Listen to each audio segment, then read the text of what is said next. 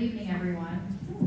Thanks for joining us for the April 8th Board of Education meeting. We have a full house tonight, which is always fun, and a packed agenda, so it should be a good, exciting meeting. Interesting meeting, maybe not exciting, but interesting and informative, so that's good. As we get started, I would ask if you plan to make a public comment, please get a comment card to Mrs. Calvert at this time if you've not already done so. And I would ask that you silence your cell phones and remove your hats as we stand for the Pledge of Allegiance. Allegiance to the flag of the United States of America and to the republic for which it stands, one nation, under God, indivisible, with liberty and justice for all.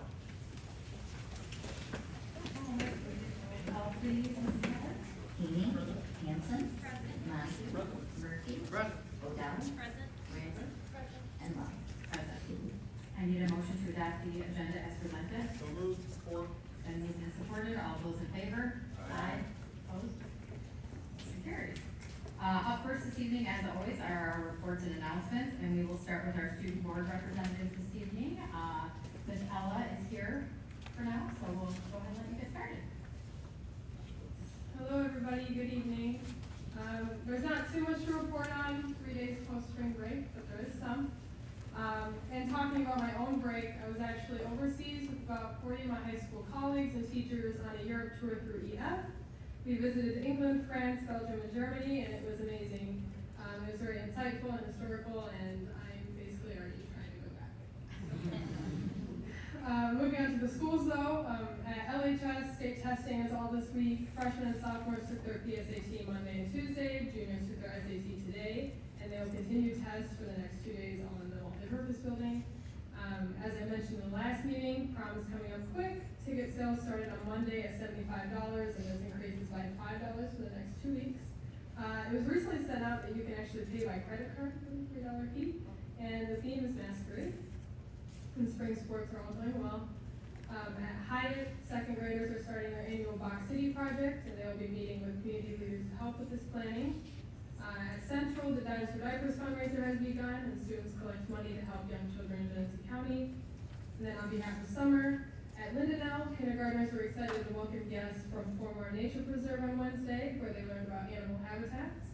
And Miss Acox's first grade class is preparing for the annual production of Foolish Red. And then at LMS, they are also busy with state testing in the coming weeks. The PSAT test for 8th graders is scheduled for April 15th, and it is also the NWA spring testing window. And then for spring sports, softball, baseball, and track are now competing in their active seasons. So that's all I have.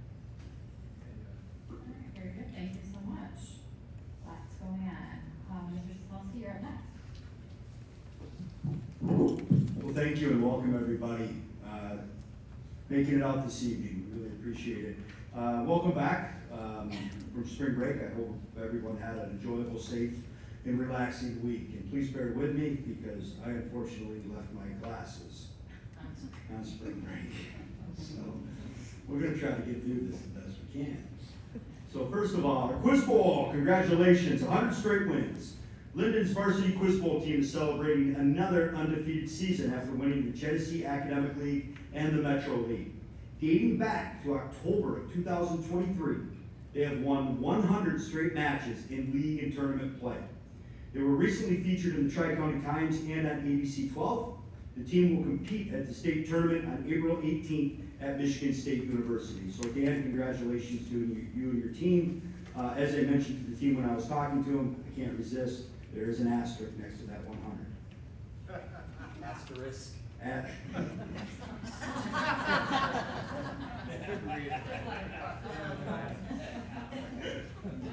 Well played.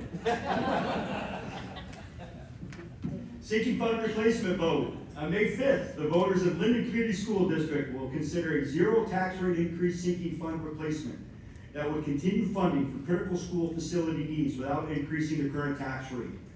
For Linden Community Schools, the sinking fund is providing a responsible long-term approach to facility planning by dedicating funds annually for approved facility uses, protecting the community's investment in school buildings, sites, and allowing necessary repairs and improvements to be completed without using classroom instructional dollars. If approved by voters, the sinking fund replacement would support investments in school safety and security improvements, technology infrastructure and upgrades, facility and site improvements, and transportation needs, including maintenance of school vehicles. These investments help ensure school facilities remain safe, functional, and supportive of student learning while allowing the district to plan responsibly for the future. Election day is Tuesday, May 5th. If you have any questions or would like more information, please contact me or visit our website at lindenschools.org. And then a quick update on the progress that is being made toward the granting process of the Argentine property. Argentine Township is working toward its 5-year Parks and Recreation Plan, which includes a pathway from our campus here at the high school, middle school, and central to the Argentine Township Hall. As part of the committee, I'll be attending the kickoff meeting on Thursday, April 16th. This afternoon, Greg Valdez, Dan Lamoth, and I met with representatives from the Gerald Elcock Company who are conducting an appraisal for the Argentine property. I've also scheduled a new survey of the property with Meridian Land Survey. The appraisal and updated survey are all part of the grant application. And that's all I have. All right, thank you very much. Any board members with reports this evening? Mr. Murphy and then Mr. Montague. Just a quick note on the Quiz Bowl success, that's impressive. I mean, you just can't say any more than that, it's unbelievable. Good, congratulations and good luck at the tournament this year. Mr. Manny, I think it deserves a little one of these, what do you think? And now you had to be fair, anyway, now we're just all like, it's okay. Mr. Montague? Yeah, thanks, Ms. Lund. Good evening, everybody. The week before last, I attended the spring installment of the Career Technical Advisory Board as sort of a dual board member and member of the business community. It's a great organization where the 3 schools get together, Linden, Fenton, and Lake Fenton, and Miss Carrie Parkin is our representative. She does a great job for Linden, talking about all the things that we do for a CTE standpoint. And my only 2 cents that I almost always add to the end of those from a business perspective is that we need to continue to have the conversation around AI, because I know in my corporate job, I can't get through a week without talking about the importance of AI, how we need to integrate it into our work lives and daily lives to continue to be competitive, and I'm hearing that being talked about at the federal administration level as well. And also, I know that we're talking a lot about Microsoft products, and a lot of the schools are kind of more reliant and comfortable with the Google product, but it seems like most of my clients and people that I work with in the corporate world are using Office and Teams and Excel. So, and CTE does offer those programs, so if people are going into that realm, we do have the offerings for people that have more exposure to that, which I think is a really good thing. So that's all I have, thanks. Perfect, all right, thank you. Anything else? I just had a couple of things, and I actually don't have the dates written down, but I do know there's some important dates coming up. Russ sent an email to us a couple of days ago. I know Mr. Dreasky sent us an email regarding the honors night, so just kind of look at your calendars coming up over the next few weeks. We have several like non-board meeting nights that are important for board members to attend if at all possible, so if we could get those on our calendars leading up to the graduation date as well, that would be much appreciated. I know a couple of us are doing some things with the Genesee County group over the next couple of weeks as well, so there's a lot going on. So thank you for everybody who's jumping in to do those extra things, because it may spread out a little bit, then we can all cover everything, so. All right, special presentations this evening. The best part of any school board meeting is always our Student of the Month recognition, so it's very exciting to look around and see so many wonderful students of the month and their families and supporters here this evening. So we will get right along with that part of the program, and I'm just gonna, as always, go in the order which y'all are on my sheet here, which is just always kind of random. But we're gonna start tonight with Central Elementary. Mrs. Morford is here with the Student of the Month, and it looks like Mrs. Stockford is here as well.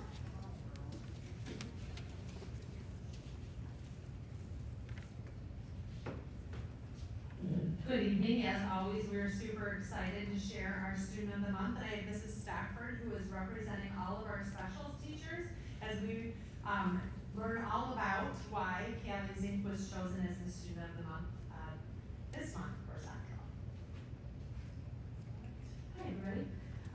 So I'm going to speak for myself, Mrs. Books, and Mrs. Jordan, the music and art teachers. I'll start with Mrs. Jordan first. She said that Callie is a joy to have in music class. She is always willing to try new things, even when they are challenging, and shows a positive attitude every day.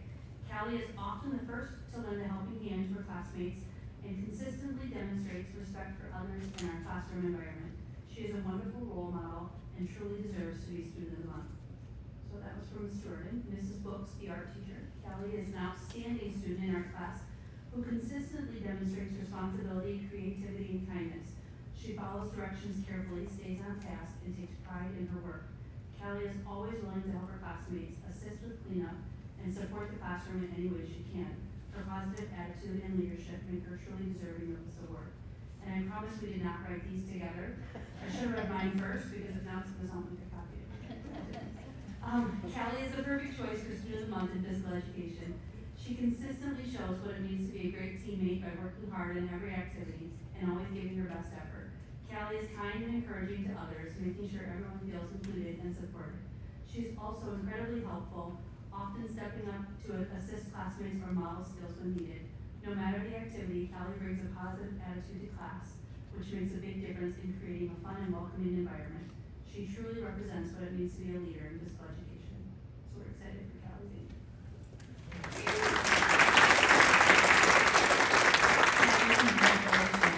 And I love the fact that your teachers all wrote something so similar, because that means that you're like always doing the right thing everywhere you're at, so that's awesome. Keep up the good work.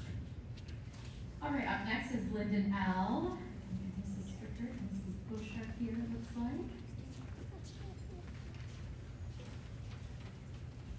Good evening. Thank you for coming to celebrate our best and brightest of Linden. And Martin McClintock is no exception to that. He is a remarkable young man who is well deserving of this honor, and Mrs. Bush will tell you more.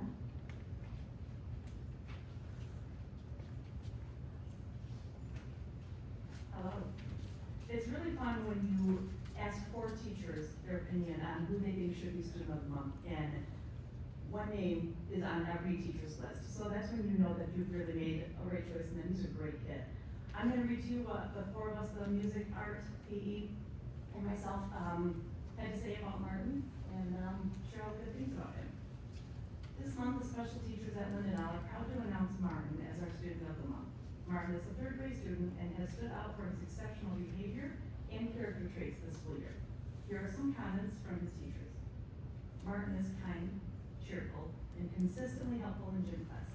He willingly assists others and serves as a strong leader and positive role model for his classmates. His upbeat attitude and frequent smile contribute to a welcoming classroom environment. Martin is a wonderful example of what it means to soar. He enthusiastically participates every day and encourages his peers to do the same. Whenever he sees that someone needs assistance or something needs to be done, he is the first to offer help. His kind leadership is appreciated by his peers and teachers. Congratulations.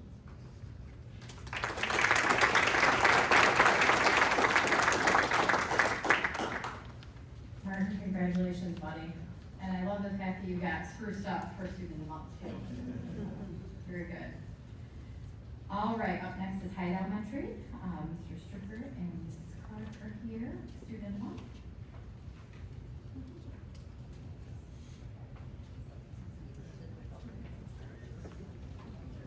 I mean, that's kind of impressive that he's doing this afternoon. I already know why he's Student of the Month. He's ready. You're the first one in 5 years that beat me up here. Yeah. Keep this going. This is exactly why Mr. Trent was selected. Mrs. Stark's here to represent us and to celebrate you, and as I promised, just a free pizza and a certificate. Well, congratulations. All right, great. There's your picture, perfect. All right, so it is my pleasure to, I guess, introduce again to you Darin. So he is chosen for Student Month for lots of reasons, but it's not just academic achievement. It reflects his character, his effort, and his positive impact in the classroom and goes all around him. Nate consistently demonstrates what it means to be a role model in our school community. He's part of our Unified program for bunnies after school. He comes to school ready to learn. He shows kindness and respect others. He approaches challenges with determination and a growth mindset. And I think whether he's working independently, with a group, he always gives his best effort, and then he encourages those around him. Sorry, I didn't loud. But also what truly stands Nate apart is his attitude. He takes responsibility for his learning, he encourages other people, he is very proud of his work, and others when they do well.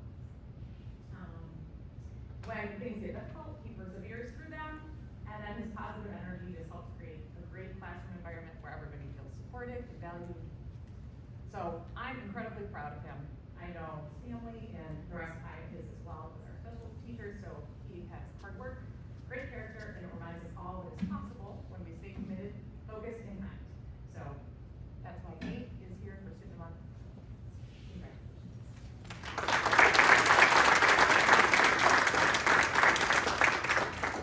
Nate, congratulations, buddy. I love hearing teachers talk about students who bring others up and help recognize when other students are doing well, because that shows that it's not, you're not just worried about how you're doing, but the whole class, and I love that, so keep up the good work. All right, Linden Middle School is next. I think Mr. Belil and Mrs. Kubiak are here with their Student of the Month. Hello, and thank you, Lord, for giving us the opportunity to do this. Our Student of the Month is Aubrielle Woods, and we typically talk about all the good things for Student of the Month, but Aubrielle made me do something yesterday that I wasn't very happy with, so I'm gonna rip on her a little bit. Mr. Sosowski, that picture that you got of me in that wig and wearing that Michigan shirt was due to Aubrielle and her friend betting me that they would win the national championship. So I went to bed last night and I really thought to myself, I might take away Student of the Month. I would also like to share with the board that she eats her string cheese not only by pulling the cheese, but she cuts it up in little pieces. And I told her the other day at lunch, I've got a 2-year-old at home that we do that for. And she got laughing so hard she flipped the strawberries on the floor, and I said, he also does that. But in all honesty, Aubrielle is a joy to have in school. She is honestly the strongest young lady that I've ever met. And we are very, very lucky to have her at the middle school. Typically, teachers ask the other teachers to reach out and give statements, and we get 2 or 3 teachers. And I had to tell Ms. Kubiak to pick the 3 or 4 best, because we had a lot of feedback on Aubrielle. So congratulations, we're very proud, and we're lucky that you're in 6th grade, so we get you for 2 more years.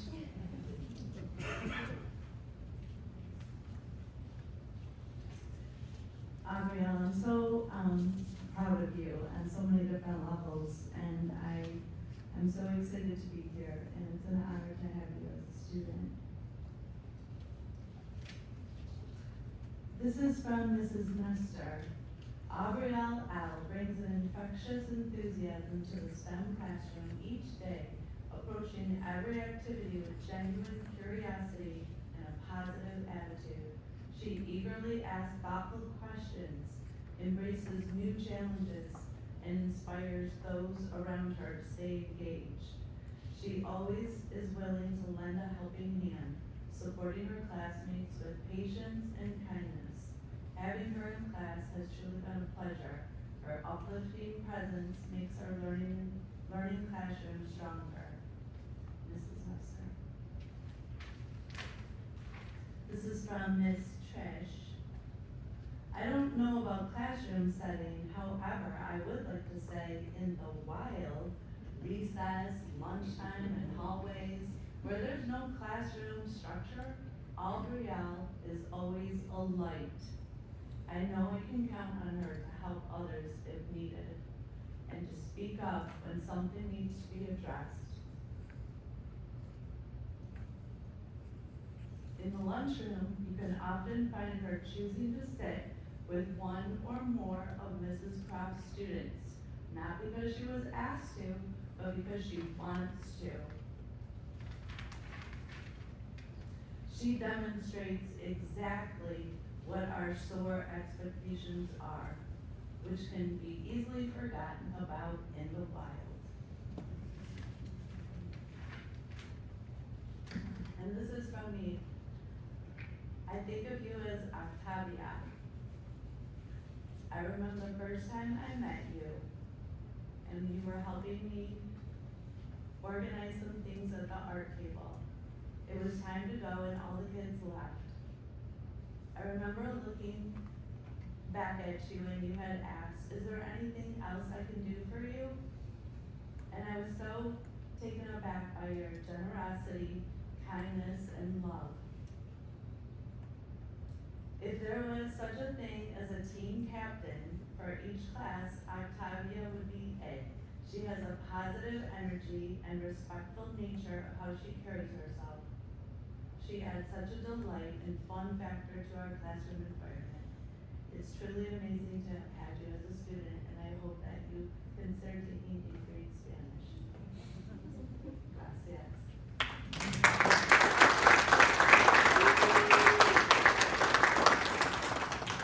Congratulations, Gabrielle. This is not the first time we've seen you at Student of the Month either, if I recall. And I don't know why my mind remembers some things but can't remember other things. But it seems like last time you were here, you had set up a lemonade stand or something to buy a new ukulele for the music room, and then I felt really guilty. I'm like, why can we not buy a ukulele for the music room? Anyway, but you're making Mr. Belito pay up on his bets now. You're a leader, for sure. So keep being a kiddo, and I'm sure we will see you back here for Student of the Month in the future, or maybe even be a student board rep in the future. We need lots of leaders like you. All right, last but not least, this evening we have our high school student of the month. We have Mr. Dreasky here, and I know we have lots of high school teachers here, so I'm not sure if any specific teachers presenting. Mrs. Snyder is bringing up another fantastic representation of LHS student in Madeline Poem is our April student of the month. So I'll turn it over to Mrs. Snyder to talk about not just what a good student she is, but a common theme you hear about is just what a wonderful human being she is.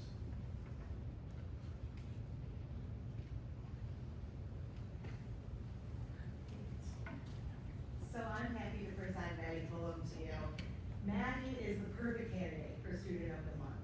She is bright, driven, and a wonderful human being. Maddie is one of the nicest people I think I've ever met. She is always positive, and she has never said a mean thing about anyone or anything, ever, honestly. In fact, whenever you mention Maddie to other people, there's pretty much everyone does the same thing. They're like, oh, Maddie? Like you have to, Maddie? She's so nice. Like that every time. She is just one of these people who is just a wonderful person. She is a role model. She was voted homecoming queen, which sometimes that can be thought of as a superficial thing, but not in Maddie's case at all. I can tell you, she was voted homecoming queen because everybody thought Maddie deserves this.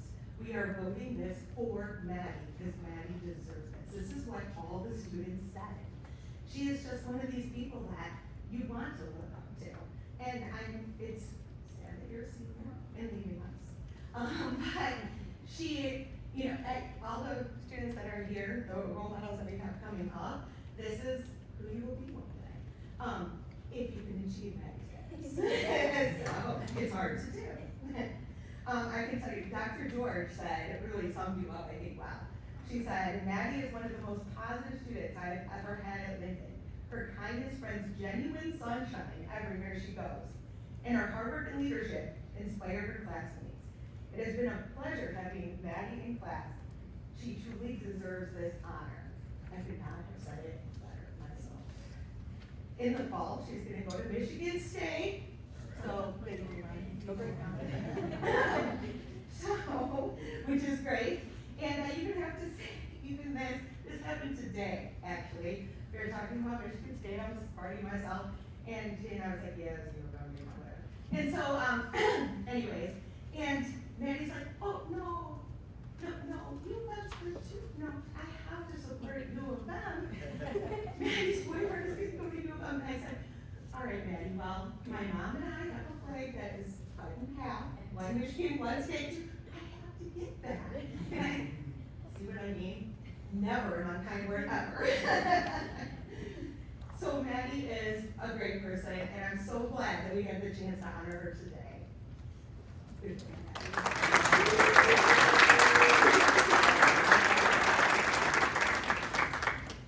Maddie, congratulations. And I can tell just by, I don't know you, but I can tell just by watching you smile that you do spread kindness everywhere. Mr. Montague must know you a little bit because he is agreeing with everything that was said. And I just, the world needs more kindness. So just keep being you and don't let other bad attitudes bring you down. Yes. Yeah, oh yes, we'll do a big one in just a second. Mr. Montague, did you have something? I don't normally do this, but I must say, so Maddie has cheered with my two daughters for many years, and this might surprise you, but sometimes things can get a little bit catty on the cheerleading squad. And both of my daughters have said multiple times, I've never met anyone that is nice to every single person that they meet like Maddie is. So everything else said about her is true. So,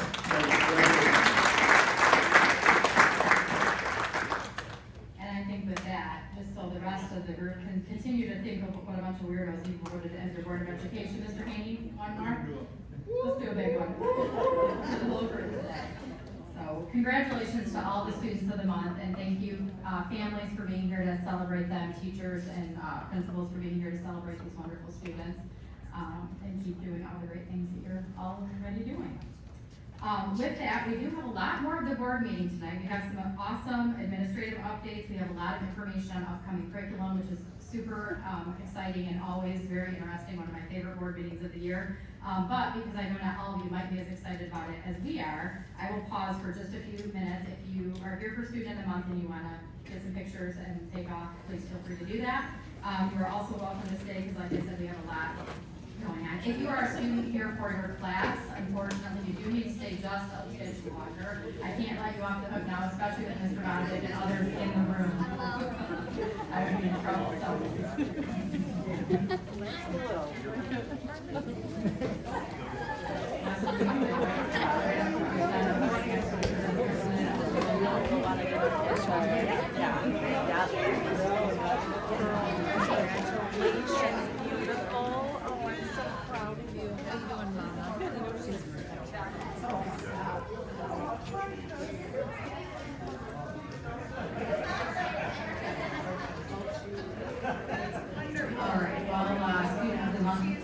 recipients are exiting quietly. We will prepare Mr. Dreasky for your Linden High School exam exemption presentation to the board. So you can go ahead and fire that up whenever you're ready to get started. Feel free.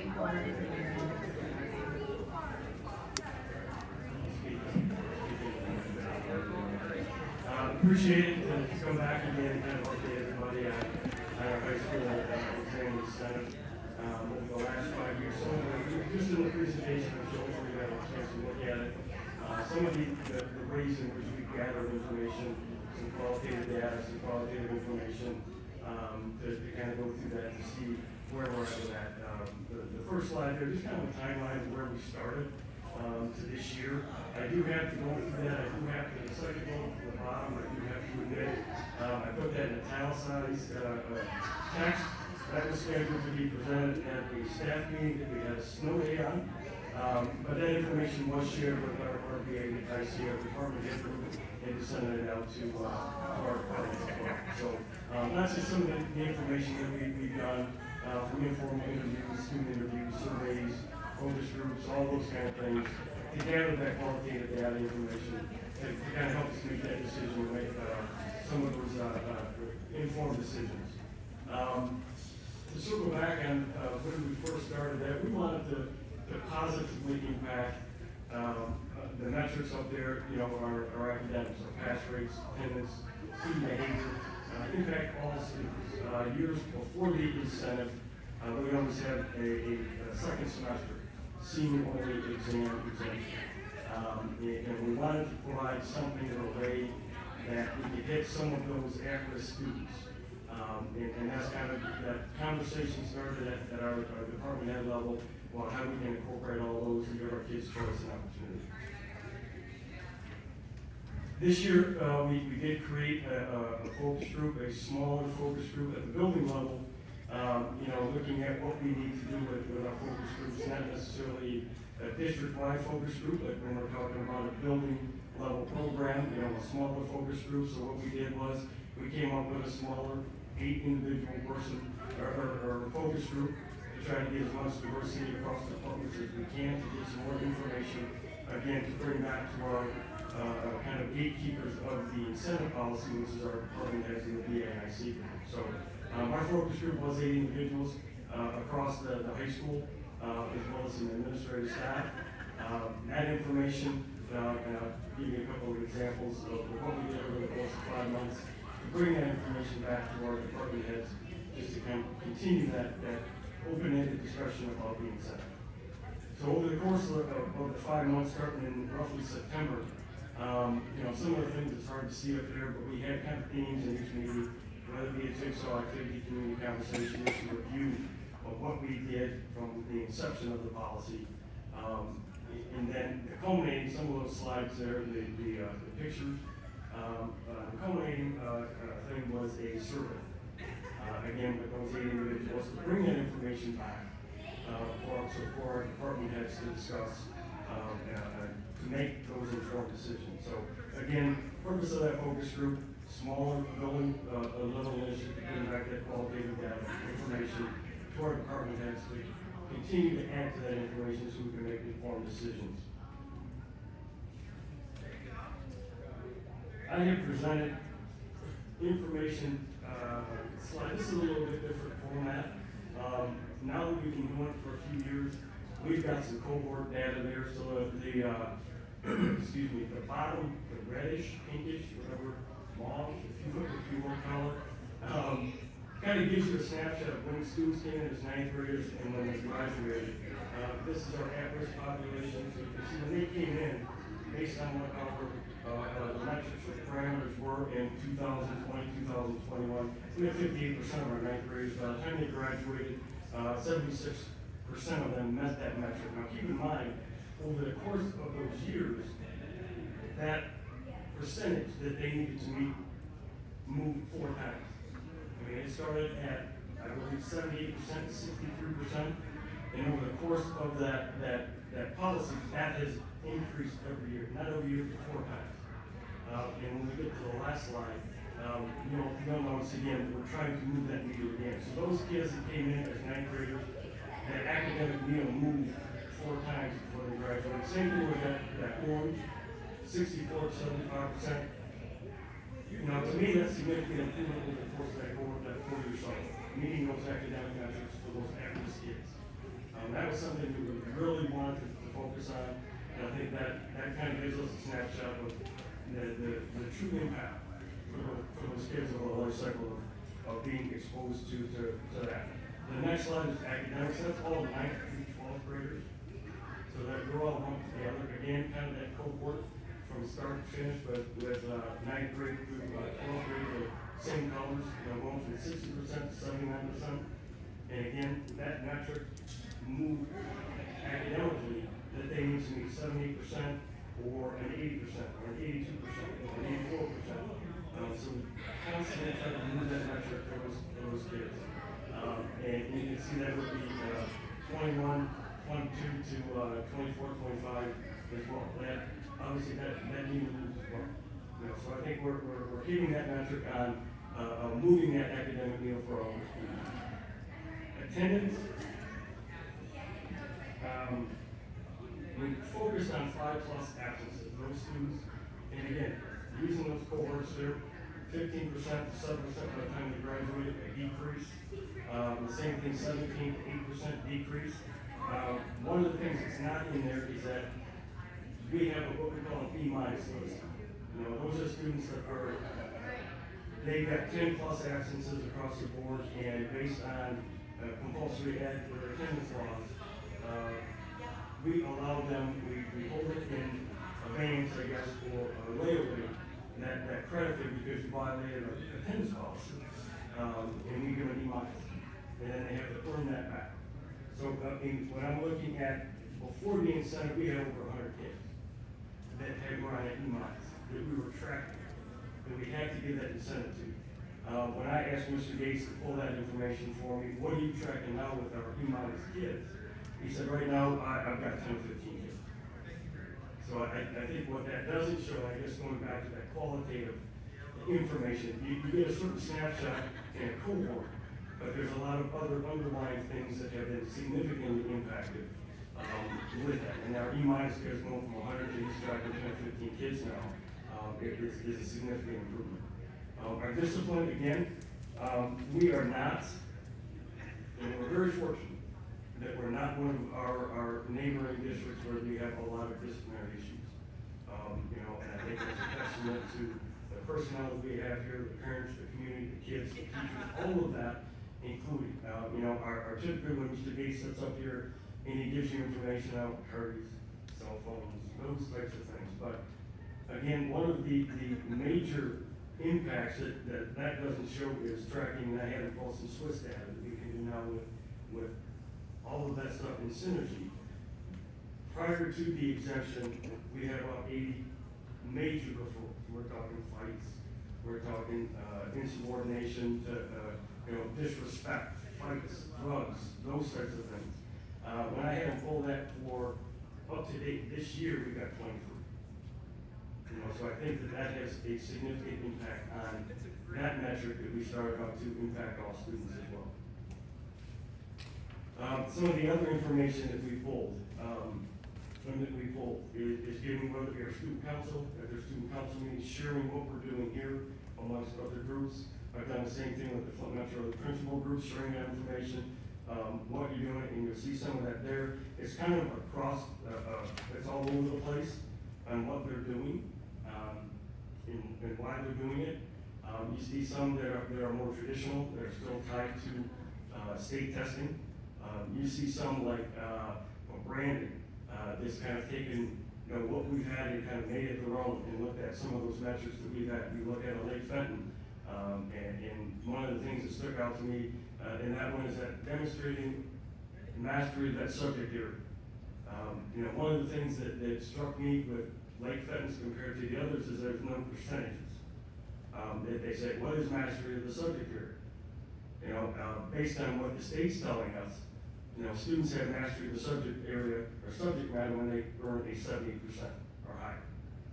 We do things like that when we have kids come in to test out of courses. We'll have 8th graders that will send out a list, they want to test out a course. I'll use Algebra 1 as an example. They study over the summer for that Algebra 1 assessment. They come in, they get 78% or higher on that assessment, and they earn credit in that class. That's the only one thing that I haven't, and their principal had left for another job at that point, so I haven't been able to touch base with it to exactly what does that mean. That was an interesting one to me. Another one, just looking at again, Kersley is more traditional with the state testing. Another one that stuck out to me that I think, for obvious reasons, is Owasso, because they've kind of taken some of those metrics that what we have used for the last several years and kind of made it their own. So that to me, getting that feedback was very beneficial to say, okay, we're kind of not waiting for somebody else to do something and taking a lead. We're kind of taking a lead and sharing that information with other people. And now they're choosing how to make it their own. Whether it's a mastery of subject matter, whether it's taking what we have and kind of making it within their own population. So that's another metric that we've used and gathered and talked about at our BAC department head meetings to kind of guide us in making some of those decisions. Some of the other information we looked at, our job by and large is, yes, we are to provide our students with the absolute best educational value that we can. I think we do a great job of that. Our staff does a great job of that. The information that we get from our curriculum director, providing guaranteed Bible curriculum that they're teaching in classrooms, aligning those standards, aligning those learning targets and success criteria. But once they get out of here, those students that are going to college, what does that look like for them? So we looked at, we always give our seniors a senior exit survey and looking at that information. So we looked at, 14 years of that information. Where are our students going to school? And those are 29 schools historically, not all of them, but those are ones that keep repeatedly coming up with where our students were going to school. And I've got a couple other boxes up there. What is test optional and Michigan test optional? Because all of those schools up there no longer require a state test for admission. They're all test optional. So you can get admitted to those schools without taking the ACT or submitting your scores.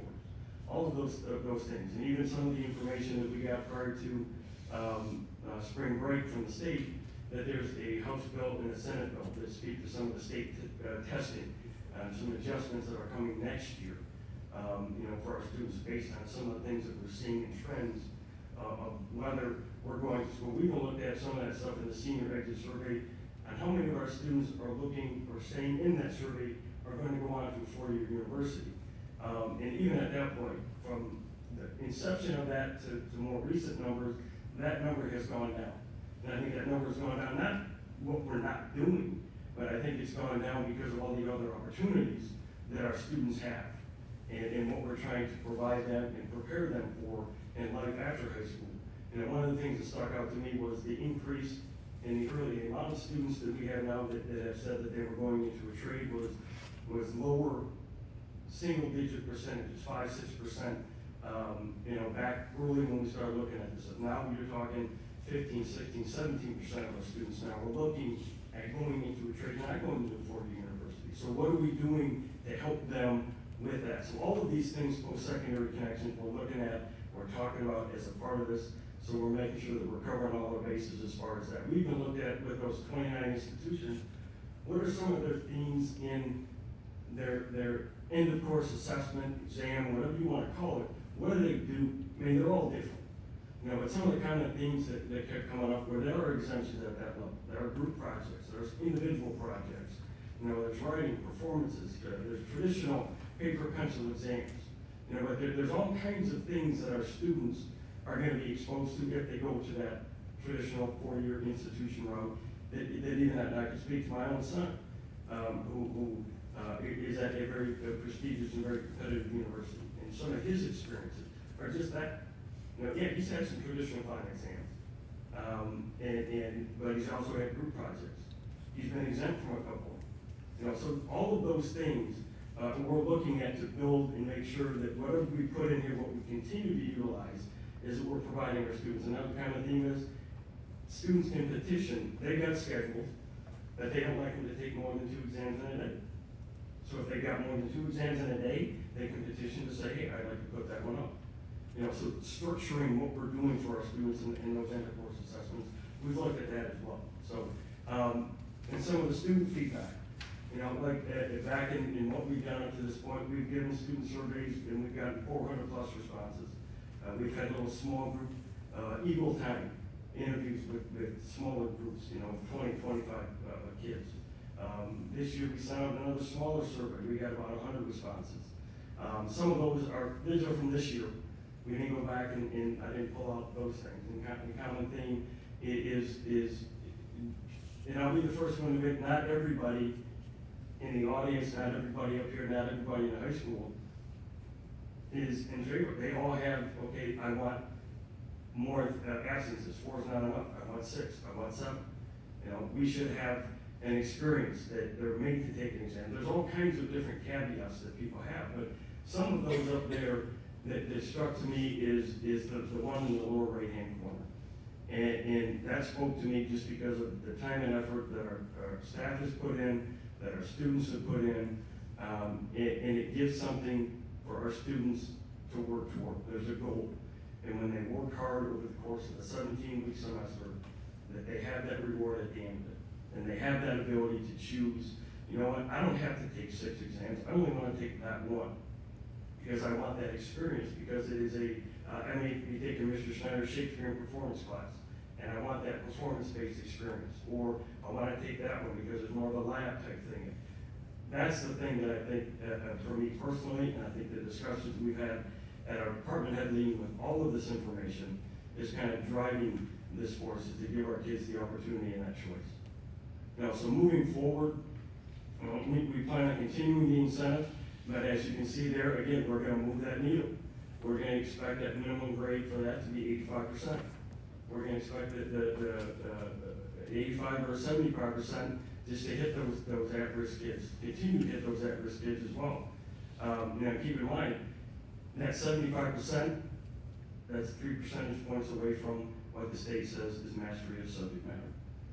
So I think our discussions and what we're doing and the depth that we're doing it with this qualitative information is trying to put our kids in the best situation possible, to give them those experiences, to give them those choices, give them those opportunities, to meet whatever direction they want to go, whether it be trade, whether it be a 2-year university, which at this point, you're going to see more of our students taking that option because now they have the community college guarantee. Is that you're going to see more of those kids, even, and I don't know how many kids that we could have a valedictorian sitting in the class at Mott next year with this year's student that is the last one based on GPA because it's more affordable. So those are all options that I think have changed the landscape. And not that a four-year university and a four-year degree is bad, but there's a lot more opportunities out there for kids, and I think what we're trying to do with this moving forward is to continue to provide as many opportunities as we can for our students. Thank you very much, Darin. I appreciate all the information and the explanation behind it. Actually, your explanation further explained some of the things that I wasn't sure of when I went through the presentation, so I appreciate it. Any comments or questions on this from Mr. Dreasky? Mr. Murphy? Thank you, Mrs. Luck. Thank you, Mr. Dreasky, for putting forward some more information regarding this topic. Start with focus group, 8 individuals of leadership in the building. Appreciate that fact. But unfortunately, it's still only 8 out of, how many teachers do we have in the building? 43. So it's about 5th. But the teachers have weighed in to make these decisions, these recommendations. When we move on to the charts, you talk about should continue to offer the exam incentive. Basically, 5 out of 8 said yeah, 2 said no, 1 said I guess I'll qualify as a yes. Again, moving on to the if the student earned a choice for exemption but chooses to take the final exam at the end of the course assessment, should the exam grade count towards the final grade if it improves their overall grade? I guess I just don't understand if somebody had a B and you've got that kind of an option, if it's only gonna improve your grade, what kind of student would not take that final exam? Let's say you didn't have to study for it. Just go in there, you know the knowledge that you retained, you take a shot. A person that doesn't take that, and it sounds like from reading some of this other things that I think 12 and a half, or which would be 1 of the 8 people in that category said that there's almost no incentive to take the test. I think because only 2 students have taken it in the final if it's not needed. What is that? Do we have 97% or not 97, what the 93%, whatever, our students are all A students and they can't benefit from taking this test when it basically 83% this year qualified you to pass on the exam. That's 17%. I don't know if all of our kids are above 83%, but the bottom line to me on that subject is I think as a student, it doesn't show a lot of discipline in your intention to learn if you've got an opportunity to improve your grade and you don't take it, and it can't hurt you. From the same respect, for a student that doesn't qualify for exam, has to take the exam, if they do poorly, it does impact their grade. We talked about this last year. I guess I would ask you, explain to me why that's fair to allow a student to take a test and not hurt their grade versus allow one to take it and have to impact their grade. I think that would be, you probably get 10 different answers asking 10 different people. What's your answer? I'm looking for yours. I mean, my answer is conversation. I think that's something that even last year, I think even from the inception of our exam incentive, is productive. Is that we talk about this every year in making it better for our students. Whether it's fair, whether it's unfair. I don't know if I've used those words, but we want to make it better. We want to make it relevant. We want to make it an opportunity for all of our kids and all of the students that come through here to have those conversations with mom and dad. And does it benefit? I can speak as a parent with my own child here. Yeah, I do have those conversations, and he's one of those that hasn't chosen with a B+. To say, no, I'm good with a B+. I don't want to take the final exam, even if it can help. Now, is that a indictment on his character? I guess it depends on who you talk to. I think that's a very positive conversation that I've had with my own child about his education and his future. I can't answer that other than my own. That's an individual conversation that you're going to have with each student and parent and what the value is on doing that or not doing that. We'll still continue to have those conversations. Even though it won't hurt, you would not encourage your son or daughter to take this exam knowing that it could not hurt their grade? You Oh, we've had those conversations, sure. Would you think most parents would? I can't answer that question. Again, it's an opportunity that I don't think should be available. The fact that you penalize the underperforming student who made all the attendance records and made all the discipline, and wasn't tardy, didn't have discipline issues, but because they're just not as academically talented and they can't meet that 73%, they have to take the exam. Okay, great. And it also affects their grade. I'm just flabbergasted. I can't qualify that in my mind that makes sense. Everybody I talk to, when I talk about this issue over the years, they look at me like, are they crazy? I mean, they literally say that. Why would you do that kind of stuff? And so I have to come, I can't defend it. Because I think it is crazy. So, I don't know, but moving on. Based on your current exam knowledge and set of knowledge, does it include all students?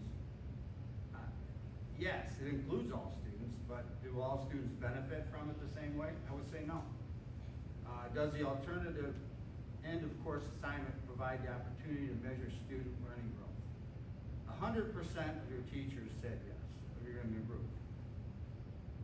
So they've got this tool that measures the learning growth, but yet we're not encouraging them to take it, because that just totally opposite to my world. Well, we encourage them to take it. But no, the teachers are saying it's a great tool to measure their student growth.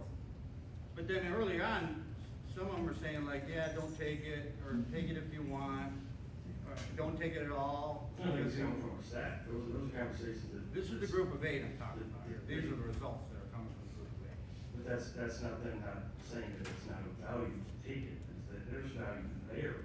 But encourage our students. aren't they saying that you should continue the incentive? 6 out of 8, we're saying continue to have to offer the incentive? That flies in the face of, there's a value to taking this test. They all believe there's a value to taking the test. But there's also the opinion that it's not enough value to make them take the test, I guess is the way you'd have to resolve it. And I guess I'll answer that with again, conversations that parents and students about the value of those things. I place a lot of value in what Mrs. Thomas does for our staff across the board, K-12, in developing and providing that guaranteed viable curriculum that our students are sitting in classrooms for 17 weeks, and those students that are learning those things, and our staff that is very skilled in delivering those things, and those students that are meeting all of those expectations in there. I put more stock on that than I do on a single test. Well, it's not necessarily the end all be all, having a bad day, whatever. Mrs. Thomas brought this some information to us earlier this year about, 3-year-old reading, and then take it the next step further, which was comprehension, is the next step they're gonna look at. Not only can you read, but can you comprehend what you read? And I said, I'm all for that, let's see if we can improve that. But ultimately, as I shared with her that day, it's ultimately what you retain, which is the most important part. And that's what these final exams are here to do. They're sort of show you some sort of level of your retainment of that 17 weeks, what you learned. So, again, it just is a help to the student that they walk out of there and go, I guess I thought I knew more than I did. And so maybe I'm gonna want to go back and brush up on some things moving on in life, because they could go out of there thinking like, yeah, I didn't have to take the file. I don't know really what I remembered. So when I go to my next level, whether it's 2-year college, 4-year college, or a trade school, they're all gonna, they're gonna expect results, because it starts to be real then. This leads to your next final career. These next levels of education are gonna go to. So the results out of those are gonna count. You're giving me an impression that universities are now taking less and less stock in grade points coming out of school. I can't speak to what universities are looking at. I can just speak to tell you that the standardized test is no longer part of a lot of colleges. Now, what they do for as part of their mission, I don't have that answer. Well, that kind of tells me that, the standardized test is is a relatively good tool, and I think it predicts the academic excellence of students fairly well. You know, I mean, you score well on that test, you're probably a little further along than somebody who doesn't score. So, you know, like I said, I think there's value to those tests, and the fact that they're starting to not look at those, that's their decision, that's fine. Could you explain to me on the Mr. Murphy, if you could just kind of keep, I know several other board members are waiting to comment as I well. waited too late to see if anybody wanted to talk, Mrs. Clark, and nobody raised their hand. Well, there's several others that are waiting. Okay. So I'm not asking you to stop, I'm just asking you to wrap up your comments, because this is supposed to be a discussion as well, and no one else has had a chance to say anything. Well, it's a complicated subject, and I think we should give it its due. So, again, moving on, could you define an at-risk student for us? At-risk student, not getting into the weeds, but those students that we typically, that you would, are not middle of the road and are not top 20% of our students. Those students that typically struggle academically, coming to school, and behaviorally, and all those types of things that we lump into that part of an at-risk student. Okay, very good. You know, the chart that you gave us was kind of interesting. It showed a little bit of growth. It seemed like in all those categories, whether it be at-risk, academic, attendance, discipline, the most growth seemed to occur between the freshman and sophomore years. Once they got to be sophomores, the growth was minimal, very, you know, pretty minimal at that point. So I think that was kind of a reflection of, you know, ninth graders coming in thinking they got the world by the tail, and they don't, and they make mistakes, and they don't do as well. And then they get showed up for it, and then all of a sudden they buckle down in 10 through 12. So the bottom line is, you know, you mentioned these charts are nice, but as a cohort, we don't have other schools to compare it to, and we don't have our school in previous years, you mentioned a couple stats over the years, before 2020, excuse me. You mentioned some stats of this category, that category, but we don't know that. So if I looked at the 15 through 20 5-year plan, what would I do? I need numbers. Would it be the same? I would imagine, it would be comparable, because Well, the only incentive we had was for a second semester. No, but what I'm saying is, you're exactly right, that's what I'm getting at. It would show you the 5 years with no incentives, basically, versus the 5 years with incentives. So you could compare like, well, it really did make a difference, because the growth here, I don't see as that substantial as I do, as if it was like comparing it to 5 years before.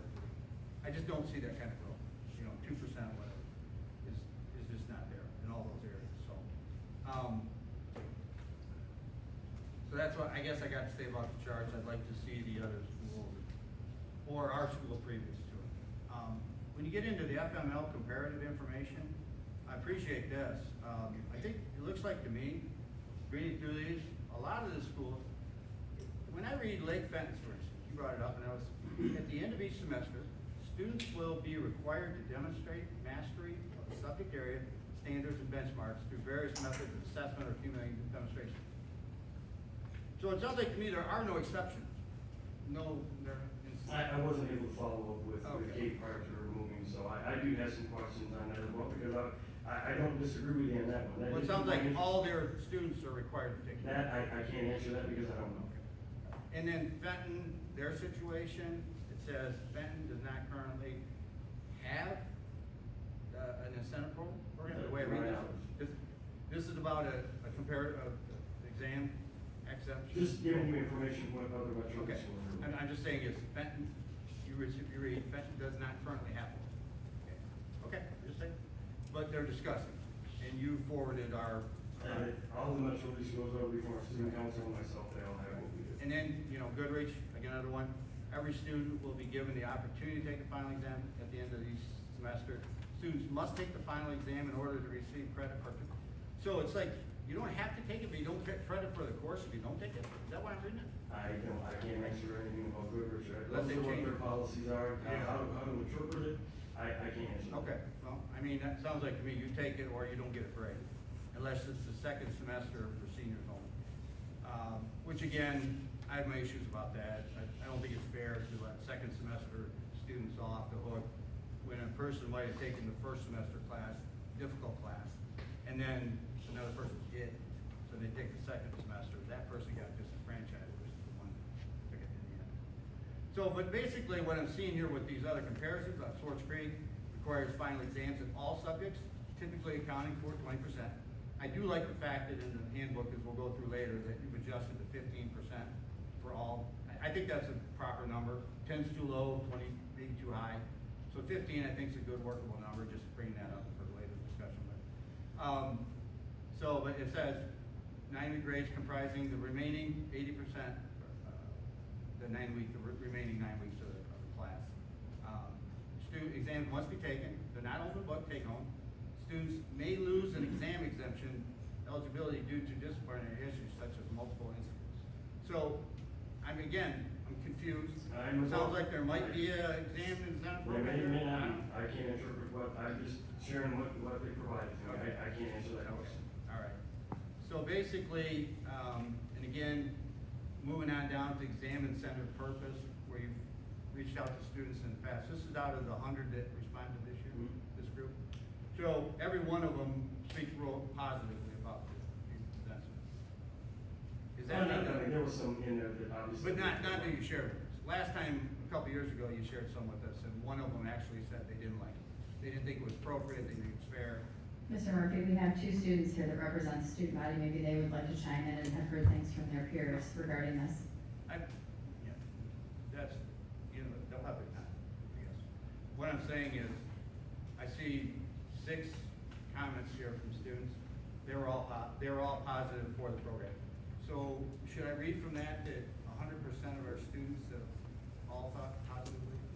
The ones that you had. Did you have any that spoke negatively about me? And the last survey we did. In the 100 that you just did? Okay, 100 of them spoke positively about it. Okay. Outside of what you have in there, is that they piecemeal, or they didn't like the 4 absences, or they didn't like this piece or that piece. But they liked the fact that there was no.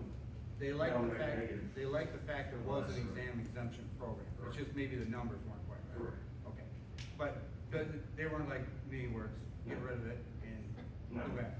Zero. Like the one person that responded in the last group that I read a year or 2 ago said that they basically didn't think it was appropriate. It wasn't good for the school. It wasn't good for his students. So again, my biggest takeaway with this is that I don't see the other districts in the area doing it like we're doing it. I think we're making it too easy on our classes. I think it looks like we've got 2 schools that we lose the most students to, Benton and Linden, or Lake Benton, excuse me. We lose the most students to those for school choice. And they have seemingly much more difficult standards than we have. Clearing up Lake Benton's issue. Benton, it seems to be appropriate, or added, absolutely, that they do not have an incentive program. Said that, okay? All right, I'm just saying. So we can't really consider that as a good reason to offer this program in order to retain kids, because we're not retaining kids, we're losing kids to them anyway, so. Having a ability for the kids to, basically have a little bit easier academic path, I don't think it's gonna determine the fact that they go to Linden. So, and again, the whole thing with the exam, whether you take it or not, I just think that's really, really disappointing that, on that point, I wanna clear this up one last time. You think it's fair for a student to have to take it when they are under the percentage required, the 73 or the 83, depending on whatever. And then you think it's fair that the other student above that can take the exam and not have it count against it? I think it's fair that we have done a lot of information gathering through a lot of qualitative methods. We continue to talk about that at department head meetings. That is an ongoing topic of discussion. I think that is a good thing. That we continue to talk about this in its entirety. Okay, it's good that you're talking about it. Let me ask you this right here, right now. Is it fair? Do you want my personal opinion? Yes, because you're the leader of this. Mr. Murphy, he has given us a whole presentation, and I doubt would be promoting it if he didn't think it was an equitable decision for our students right now, and I would like to ask that you finish so that someone else can speak. I have many things to say, and half of them I've forgotten already, as of probably the rest of the board members, so if we could let someone else, This I is mean, it. I just wanted to get clarification. Okay. That's why. I mean, I would say this whole presentation is clarification on what Mr. Dreasky feels is appropriate for the high school. Yeah, okay, so your final statement is? That we're gonna continue as presented here, and we're gonna continue to discuss. And your personal opinion is it's fair or not? It is irrelevant what my personal opinion is. Oh. If you wanna go get a cup of coffee and discuss, well, I'll give you my personal opinion, that's fine. I'm just trying to. That sounds like a great idea. Yeah, all right, Okay. thank you. Yeah, I know other board members have things to say as well. I would like to ask our student board reps if they have any, comments that they would like to make on this. Either way, we always value your opinion, so if you'd like to share, that would be great. I've never seen it. I mean, I've used it, I haven't taken exams. Our teachers always tell us it's a good thing to take, like even if we have to take it or anything, like, I don't think we're ever persuaded to not take the exams at all.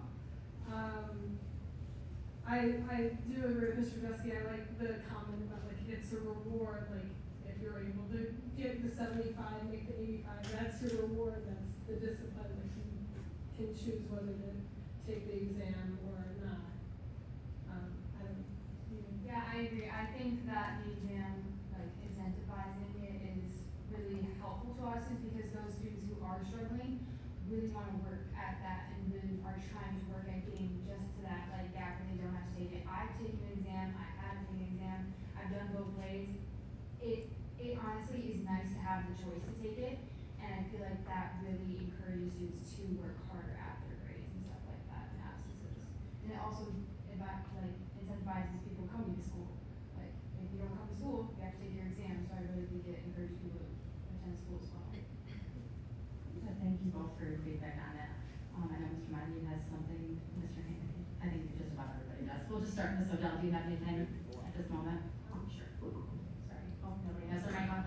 I did just wanna say, I really appreciate all the quantitative data, that's really helpful to look at as far as percentages go with what that's looking like through cohorts and also averaging out with all the grade levels, that's really helpful. It's also really interesting because I have a student who's gonna be graduating high school soon enough, and so it was really interesting information to see that, colleges are not necessarily requiring those standardized test scores anymore either. I know I finished my master's program a few years ago, it was fully online, but so I had a couple exams that were open book, they're online, but also it was primarily huge projects, which is, again, another way, an alternative method of assessing that. So it's really interesting to see how things have changed from 20 years ago when I was in college versus today, so it's a lot different, and I just really appreciate all the time that you put into putting together all that information.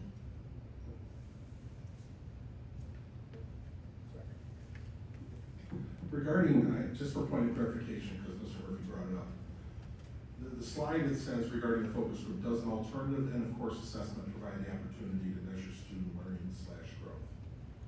Hence, the alternative would be the alternative to the final exam, correct?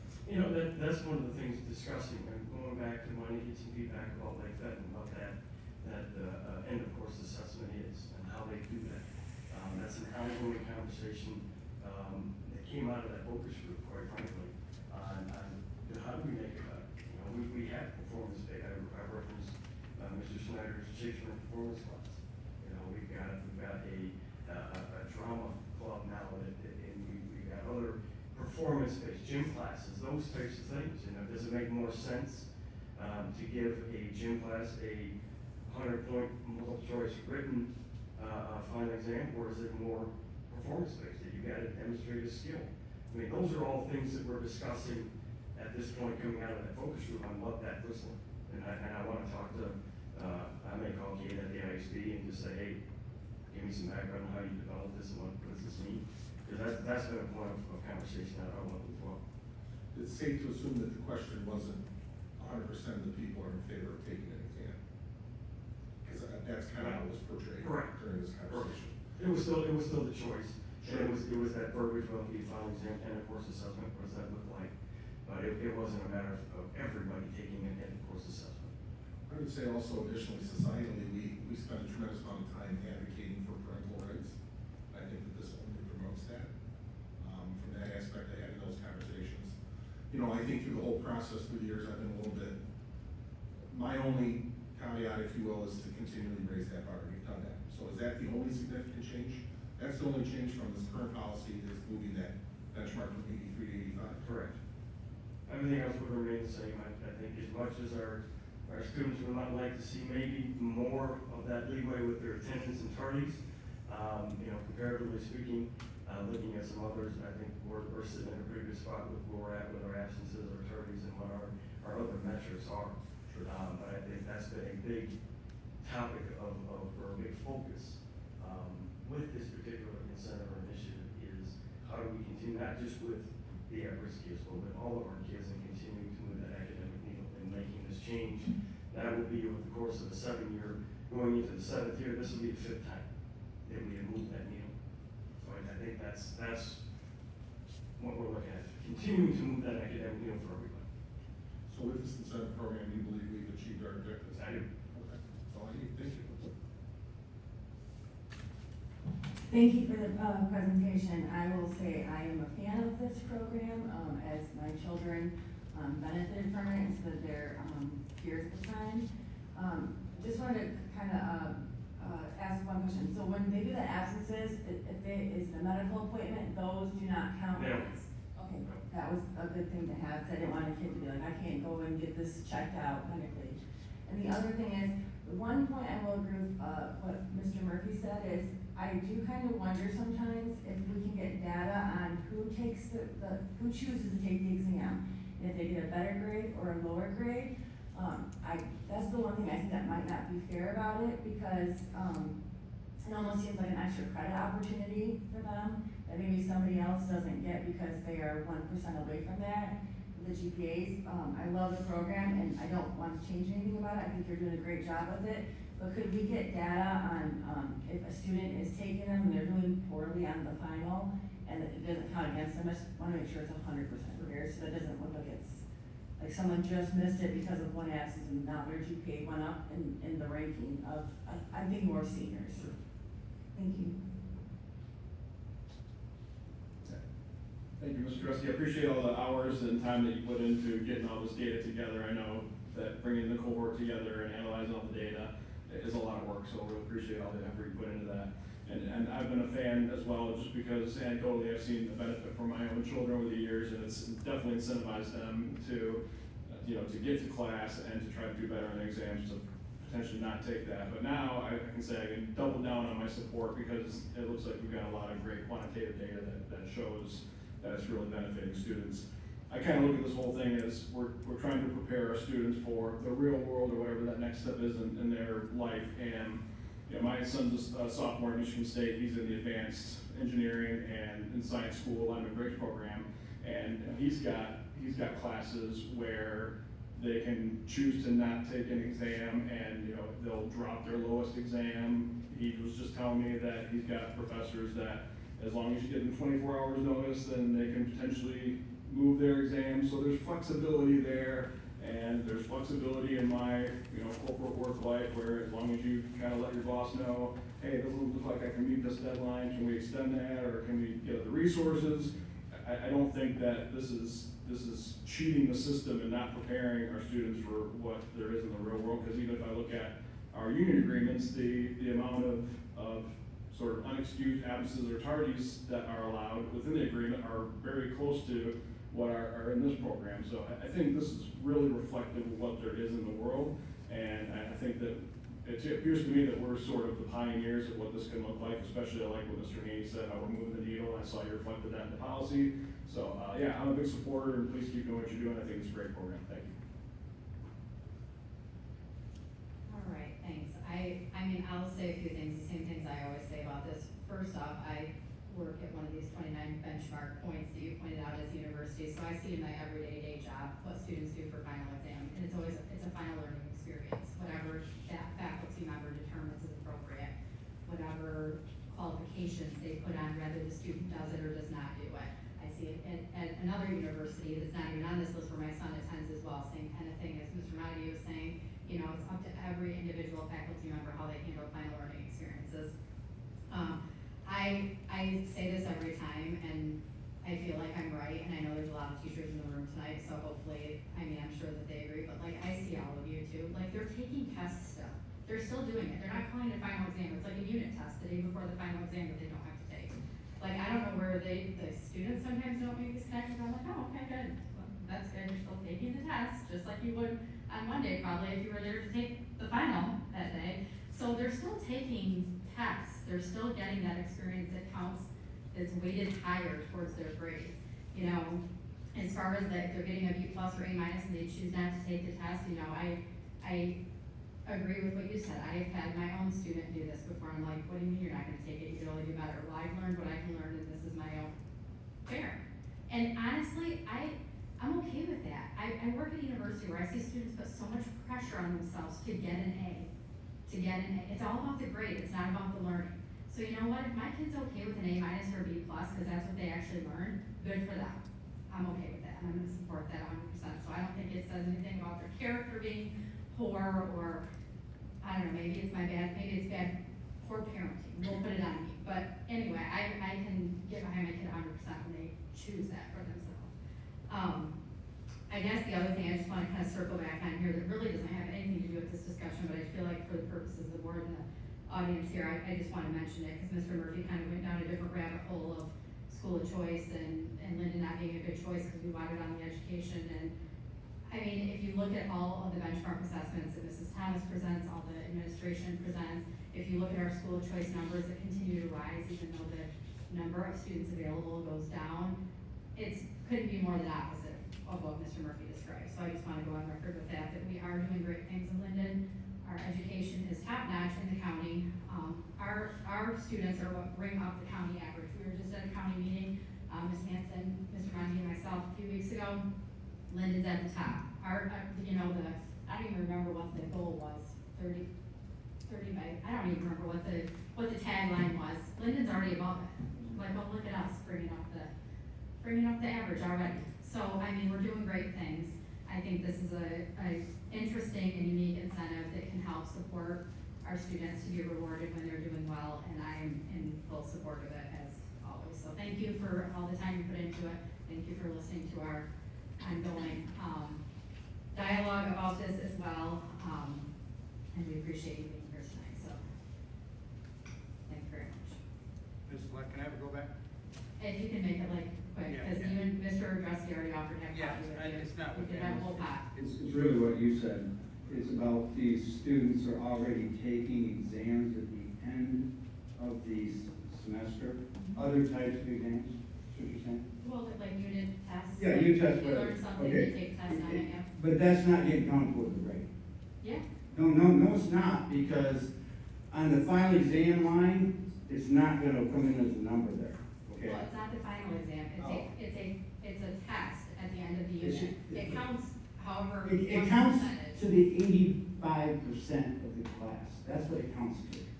It's a late unit test, that's fine.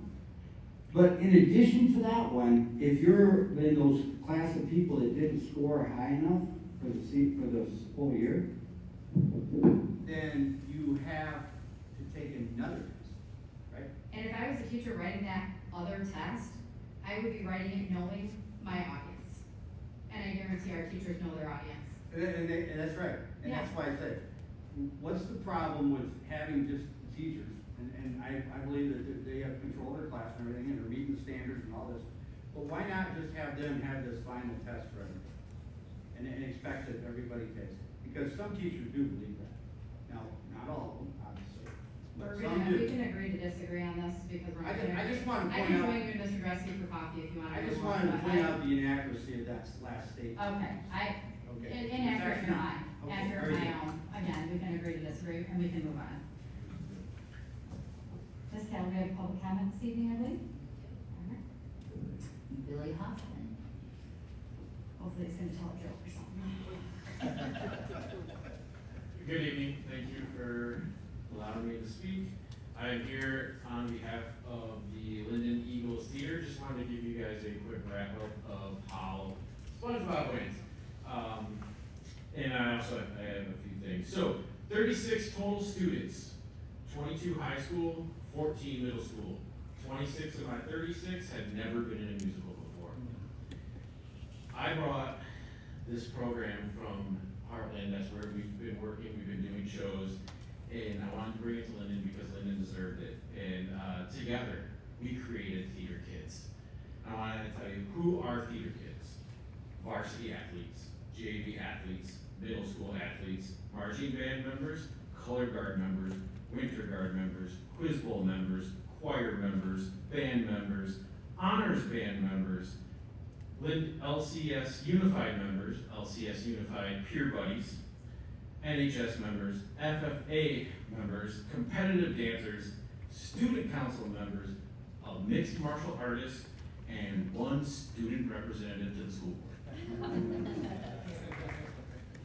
22 community businesses, groups, charities decided to sponsor this program along and put ads, or just flat out made donations to make this show happen. This production is proof of what can happen when a community rallies around its students. The return of the all-school musical is not just about one show, it's about restoring the opportunity and rebuilding a tradition. Speaking of tradition, we have a new one at Linden. Here's the first one, folks. A Linden Theater varsity letter. Excellent. Pretty cool. We're rebuilding traditions and reminding our students that creativity matters here at Linden.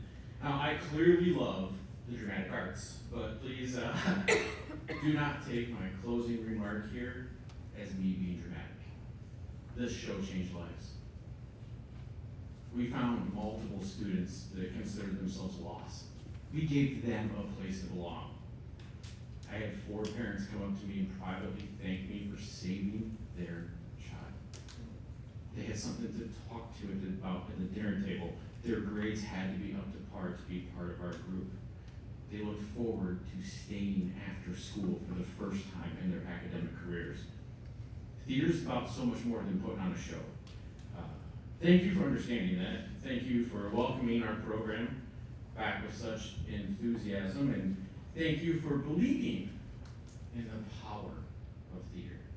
And another way I wanted to say thank you is I have a gift for the admin building, because bless your staff. Because anytime you're starting something new, there's new logos, there's new flyers, there's new advertisements, there's new policies, there's new everything, right? And one thing I noticed is there wasn't, when you go into the admin building and you like turn the corner and you look and there's like kind of like a bragging wall, there's not a lot of new on that wall. You guys got something new. This was right up in the Tri-County Times, all about the program, and I think it's really cool that it's written by Hannah Ball, who's an alumnus of this high school. So thank you, and see you back. Thank you.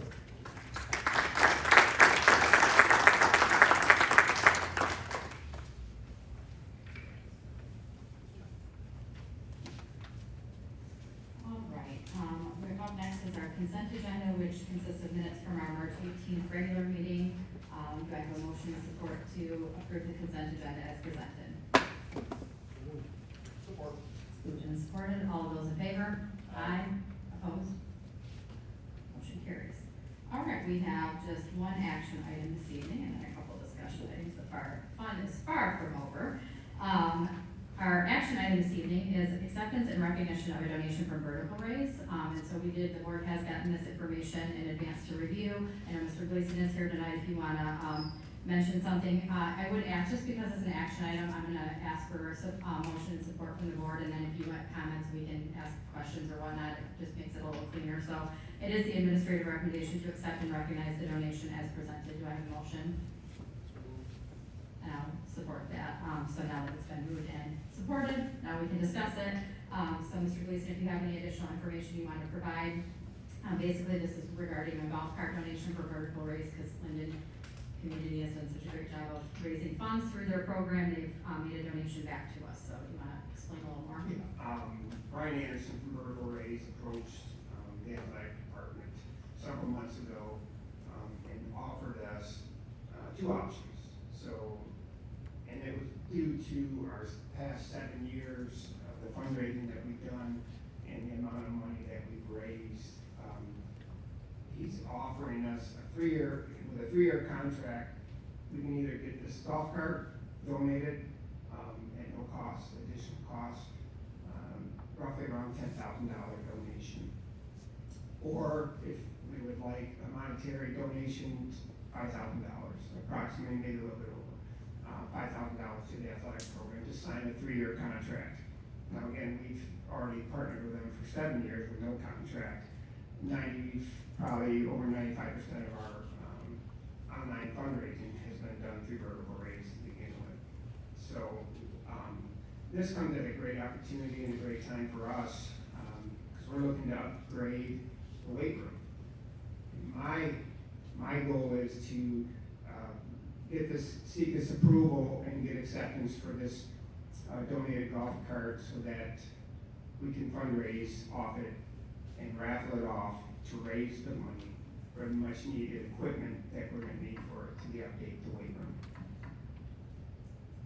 Just one question I had on it, because I somehow missed the part about the 3-year contract with it, and it says it twice in here. That's not like requiring each athletic team to participate in vertical It's race. not required. We have to, it's an exclusive contract with online fundraising. Let's say lacrosse wanted to do a bowling fundraiser, you can still do that. Anything that's online, you would have to go through them for the next 3 So no years. different than what we've been doing anyway. Correct. We've already been doing it for 7 years. Any other questions or comments on this? Mr. Murphy? Thank you. Thank you, Mr. Gleason, for presenting this opportunity to us. I talked with Mr. Selsky this afternoon about how impactful this has been for the district, and the fact that it's raised $500,000 through online fundraising over the last 7 years. That was an impressive number to come up with there. So I asked the question, well, what's in it for vertical raise, and they do receive 15%. Correct. So, I guess by you bringing this to us, you're okay with donating $75,000 back to vertical raise over this period in order to raise the $425,000 difference that we get. Yes. So, I'm in strong favor of it. The reason being is, I've looked at several the last couple of years. Vertical raise, we've never had an issue, I've never had a parent complaint that their information has been sold or anything like it. Everything's secure. It's never had an issue, and that's paramount. I believe very important. I think the reason why we went with these guys initially was because they were kind of the first ones to come to us and make this presentation. You weren't around. I don't know who AD was at the time, but I think from talking to Mr. Selsky, I think that's the reason why. They approached us and you had some Yeah, experience. there were other ones like Snap Raise, they were the very beginning ones that started this. Vertical Raise, Mr. Durkak actually did it with one program, I think he did it with football before I was hired as AD. And then when I became AD, we went all in on it, and it raised a bunch of funds. And as Mr. Gleason said, it's all very secure, there's no cash, there's no knocking on doors, selling cards, it's all internet based. But you kind of took a leap of faith based on the 1 year of Mr. Durkak's experience with football to go more forward with it. Yep. And at that time, did you do more investigation about the other opportunities? You mentioned Snap. Snap Raise, I had some prior usage with Snap Raise at my previous district as a coach, and it was not. This was way smoother. And in my 3 years being AD, I had zero issue with vertical raise, and the scheduling with coaches and everything that they do. And so, Mr. Gleason, have you heard of any other programs out there that sound attractive? No. Okay. All right. And you don't feel there's any reason to really go out and beat the bushes to see if there's any out there? No, we haven't. Okay, and so, yeah, I mean, I think this gift of a golf cart is more or less as a kind of a thank you for the past and let's continue for the future a few more years. And Correct. so, it's a 3-year extension because this is actually 1 year in arrears already. This looked like to me like that the thing was actually started back in 7/1/25. Yeah, he's on Current that year. 4-year thing, He's so. been honored the 4-year. Typically, it's a 4-year for the golf cart, and then it'll be a 2-year for the monetary gift of $5,000 or a Okay. certain percentage. And he's gonna. Give us retro pass here, 3 more, okay. And the one last thing I had to Mr. Selsky was his, 15% is, I mean, obviously, 425 is better than 0. And it probably could end up being closer to 0 if we didn't have vertical raise involved. However, if somebody wants to donate to a program, any sport, any function, band, whatever, an individual citizen, a business, whatever, wants to make a donation in cash or check or whatever, not an online donation, they can do this with the full value of their donation going right to the school. We receive those every year. Yes. Right. And we don't have to share any of that with vertical raise. No. Okay. All right, very good, sounds good, Yeah, I can support this, thank you. Mr. Henry? Just real briefly, I've done a little bit of research on the student boosters as well too, and it's 15%, correct? Yes, correct. SNAP raise is 20%, so that's the standard fare for these type of services, to host the platform for processing. I think 20% is pretty standard, so 15 I consider as blessed, so that's my 2 cents. Anything else? All right, there is a motion and support to accept and recognize the donation of the golf cart by vertical raise as presented. All those in favor? Aye. Opposed? Motion carries. Thank you, Mr. Gleason. All right, we do have a couple discussion items this evening. It is 7:31, so if there are any students here for class, I'm gonna let you escape now if you choose to. You might still be very interested in what we have to say. I know, I knew I was gonna catch it. You walked out for a second, Mr. Gleason. I thought I was gonna be safe. But an hour and a half, I feel like, is a good amount of time for them to be here. So if you'd like to go, you can bring your form up and any of us can sign it. And if you'd like to stay, please stay as well. I know, sorry, this hasn't happened in a while where we've let them go early, just saying, but it is 7:30, yeah. All right, so our discussion items this evening consist of our parent-student handbook adoptions for 2026, which is the district K-12 student parent handbook, the Linden athletic handbook, and the early childhood handbook. And so we have been given all of this information in advance to kind of look through. I know there's been some changes happening kind of along the way as feedback has been given. So because this is a discussion item this evening, we can, if anybody's got comments right now, we can. Oh, yeah, please. And Board, I know it was kind of last minute, but I did hear back from a few of you that the early childhood handbook may not have been showing the markups or the revisions that we had made. So I did upload that as a PDF, which you should have access to if you haven't noticed already, which again shows the changes that have been made to the ECC handbook. I know that was kind of, I don't think there were a lot of policy changes or anything. It was mostly just like the personnel changes on that, so I know we didn't get that kind of last minute, but I know this is on here as a discussion item, which means it'll go on as action or consent at the next meeting, but I do think, since we've had opportunity to look through these, it would maybe help administration if we could keep this moving along. I would like to make a motion to adopt the parent-student handbook adoptions for 2026-27 as presented for items A, B, and C, which is the district K-12 student parent handbook, the Linden athletic handbook, and the early childhood handbook. So I'm making that motion if anybody would like to support it. So it's been moved and supported, so we can have discussion, continue discussion, Mr. Murphy. Okay, very good. Yeah, it's, I guess your point of moving this on is do you want to accelerate with an adoption today instead of next month? Correct. Okay. It's a motion. Very good. Again, a couple things about the handbook undoubtedly is one with the changes in the cell phone communication use of that. Steve, I don't mean to interrupt you, and I apologize, but just so I can focus myself, what handbook are you speaking to? I think the cell phone is relative to the K-12, right? Okay.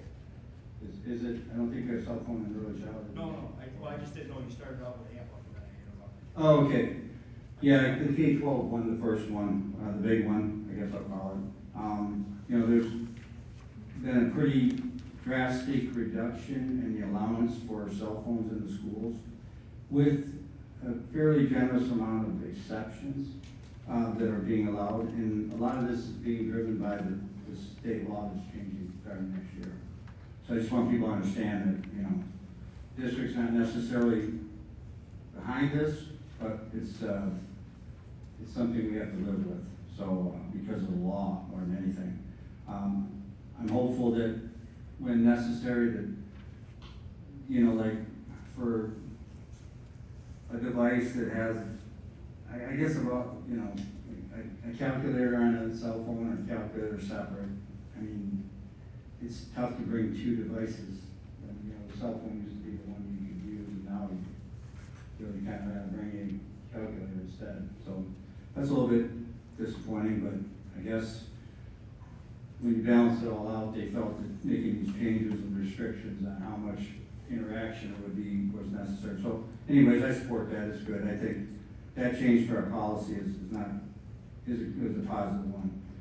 Also the thing about moving we had talked about a little bit for the 15% for the final exam versus the 10 that was at. I think that's a good improvement for the district. Again, the final exam exemption program, I think I beat that pretty good. So bottom line is, I think it's got some serious problems. That, you know, I haven't seen enough data to say that we're headed in the right direction with utilizing that tool relative to what other districts are doing. And until we can compare it on that basis, or at least, I mean, we can go back and compare it on what we did in the prior 5 years to 2020, and maybe draw some conclusions from that, but I'm not sure that it's positive and necessary for the district. I'd also like to get a better feel from all the teachers on how they feel about whether it's necessary or not, and not just 8 of them. So, but the bottom line is, the one thing I can't live with, as far as it's written right now, is the exams not counting for some and counting for others. So I would like to see us, I'd like to offer an amendment to the handbook stating that any exams taken will count towards the grade, regardless of whether you're in the exempted category or the non-exempted category. But any final exam taken will count towards your grade. Yeah, just to be clear, there's a motion and support already on. That's, I'm making an amendment to that motion right now. That's Okay. So I guess I'm looking for a second for the The amendment. motion is to approve the handbooks Yeah. as presented. And I'm making an amendment to the motion to approve the handbook. I'm making what they call an amendment, okay? To the handbook. not- To the handbook. Okay, but So there's a that- motion, so you need to make an amendment to the motion, which would be to remove the handbook that you're in question No. in the motion, if you'd like to take that off the table. No, I don't, it doesn't need to go off. Make your motion. Okay. I'd like to make an amendment to the motion to approve the K-12 handbook as presented, to include the fact that any exam taken for final exam purposes will count towards the grade. Okay? Whether you're exempted or not. That's the amendment that I want to make to the book as it's written right now. Okay. So I guess I gotta get a second for Is that. there support for that lengthy amendment? It's administrative in nature. Seeing none, the initial motion to approve the 3 handbooks as presented is on the table and supported. So we'll go back to that.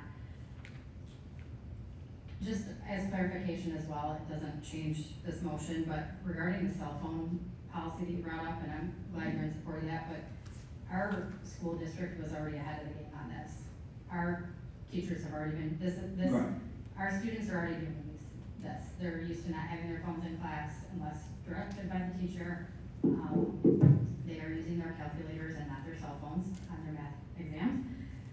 So we don't need to worry about that. It's not, Linden's out of the game. All right, any other conversation, questions, comments on these handbooks?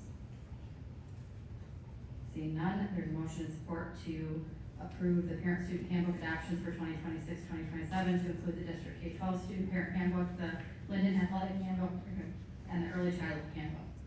All those in favor? Aye. Opposed? Nay. Motion carries. All right, now moving on to this very second best part of any board meeting, only once a year that I look forward to and missed this meeting last year, which I was sad about, are curriculum adoptions. So I know that's why many of you are here tonight, which we greatly appreciate. So there are a variety of curriculum adoptions that we've had an opportunity to look through. And then Mrs. Thomas and team will kind of walk through these with all of us. Billy? You can move it down. Well, it's fine. I gotta tell people come up. All right. Hello, everybody. You know who I am, so I'm excited about to showcase some of the work that our K-12 teachers have done this year. The first one that we're gonna look at is social studies, and then, of course, our fine arts will be from Mrs. St. Clair here at the end. You know that with everything that we do, we have a slide that kind of talks about what we're doing, why we're doing it, and how they did it for each curriculum. And overall, it's based on a review timeline, which is about a 6-year review timeline. Sometimes we adjust, like, for example, at the high school, if there's a curriculum, like an elective, that they're not, they're alternating, we might push that down a couple of years. It depends on, if they're using that level of a oral language or what have you. So we follow a protocol, and most of our curriculum, proposals come from the high school because of the vast courses that they have. The others are pretty standard, and I work with the department chairs K-8. So the first one, that's just an example. The first one is social studies, and Sarah is here to represent. She is a CIA social studies leader. We also have Pam Nicole and Michelle Perkins leading this work. This started, I don't know if you remember, we talked about it last year. So 3 years ago, we started looking at materials to pilot. With not able to really find quality materials, we decided last year to work on creating units, just getting the standards aligned to what would be really great in the curriculum for each grade level to capitalize on. That would be a great experience that would be project-based. So that's how we started. So last year we shared that. This year we went back and refined that to add learning targets and success criteria, as well as resources. So, I'm Sarah, I'm Linden, by the way.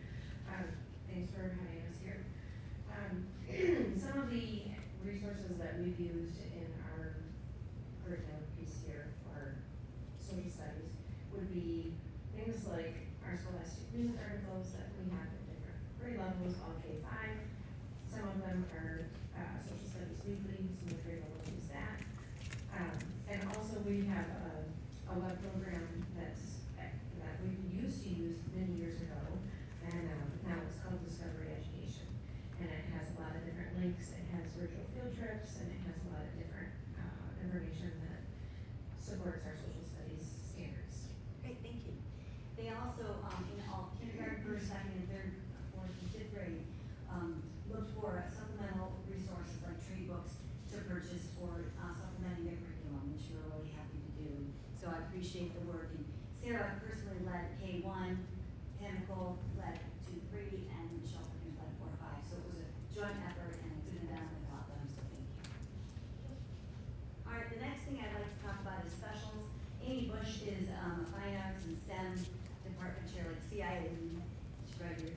And she's been leading STEM at the K-3 levels, but also supporting our STEAM initiative at the 4-5 building.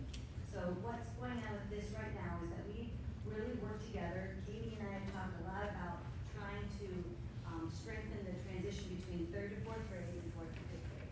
And we really felt like 4th grade could be self-contained, except moving into the teaming by teaming with social studies and science.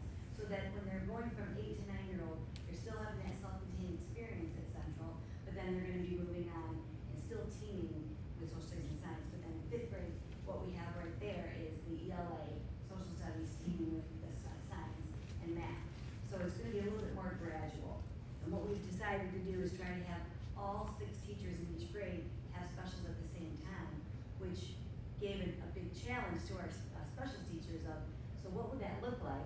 If you could wave a magic wand, what kind of specials would you want to see for 4th and 5th graders? So that it's a little bit different, a little bit more special than the art, music, PE that they've had, since young times. So that's kind of what this program looks like. And there's some other things that we decided that would be a benefit with the schedule.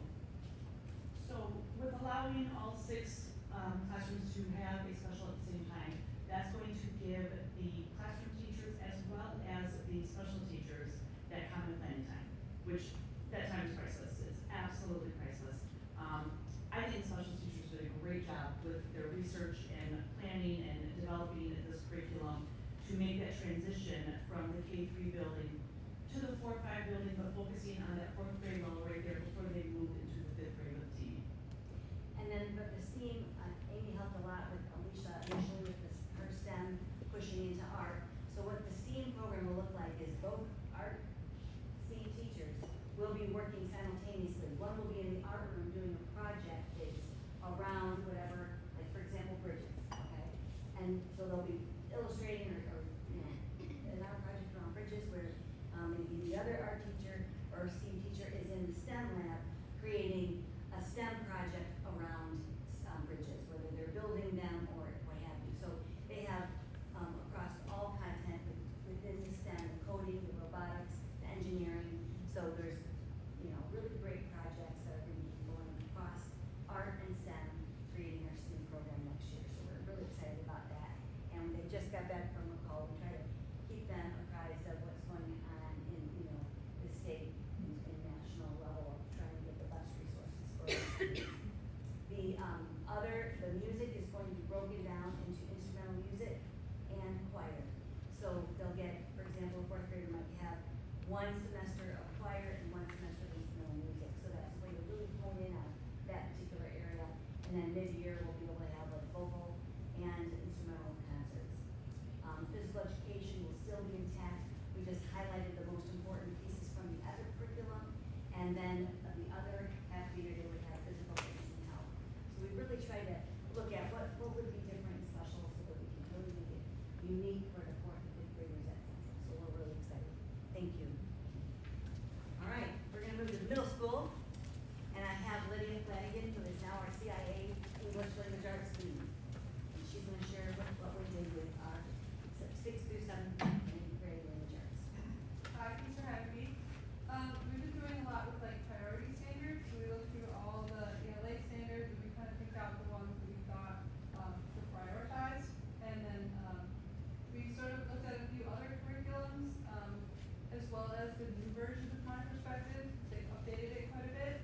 And we decided ultimately that the new version of My Perspective aligns best with all of our priority standards. So we decided to go with that one. Great, thank you. And you can see that, you know, that is a cost for us, and we usually have that over like a 6-year time frame. So Kylie will work with me on budget to be able to manage that. They actually took 2 years to work on those priority standards, so we've been working on this review, you know, prior to the actual review of materials. Okay, now this is for the middle school. In this section, Kristen Kong is in charge of this class. So she revamped the middle school yearbook course that she leads over there, and she has a very minor amount of requests for some resources in that yearbook class. We have high school adoptions in the English department. We'll start off with Mr. Schneider.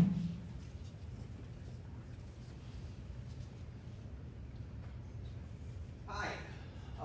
2 classes to present to you today for LHS English. Both of these are new curriculum proposals. First one is a course called Interactive Literacy. That class was piloted this year. This class is very similar to the curriculum that Dawn Yankley and I presented to you last year at this time, which is basically a course that is designed to provide support for students who are behind grade level on their reading and or struggling writers. And it helps to meet our MTSS goals. The math is very similar to Mrs. Yankley's math, but it is designed to, whereas her students are students who have more IEPs, whereas my students are a little less behind grade level or don't have IEPs. I can tell you my experience teaching the class this year has been great. I feel like it's one of the most consequential classes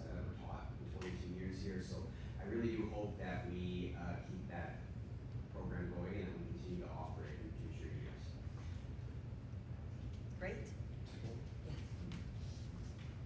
The second one is a course that Matt Day piloted this year. He came to me last year and asked for some support writing the curriculum for an LAA senior capstone course in order to add a little more rigor to ELA as it is happening in the LAA. We met with the administrators on that.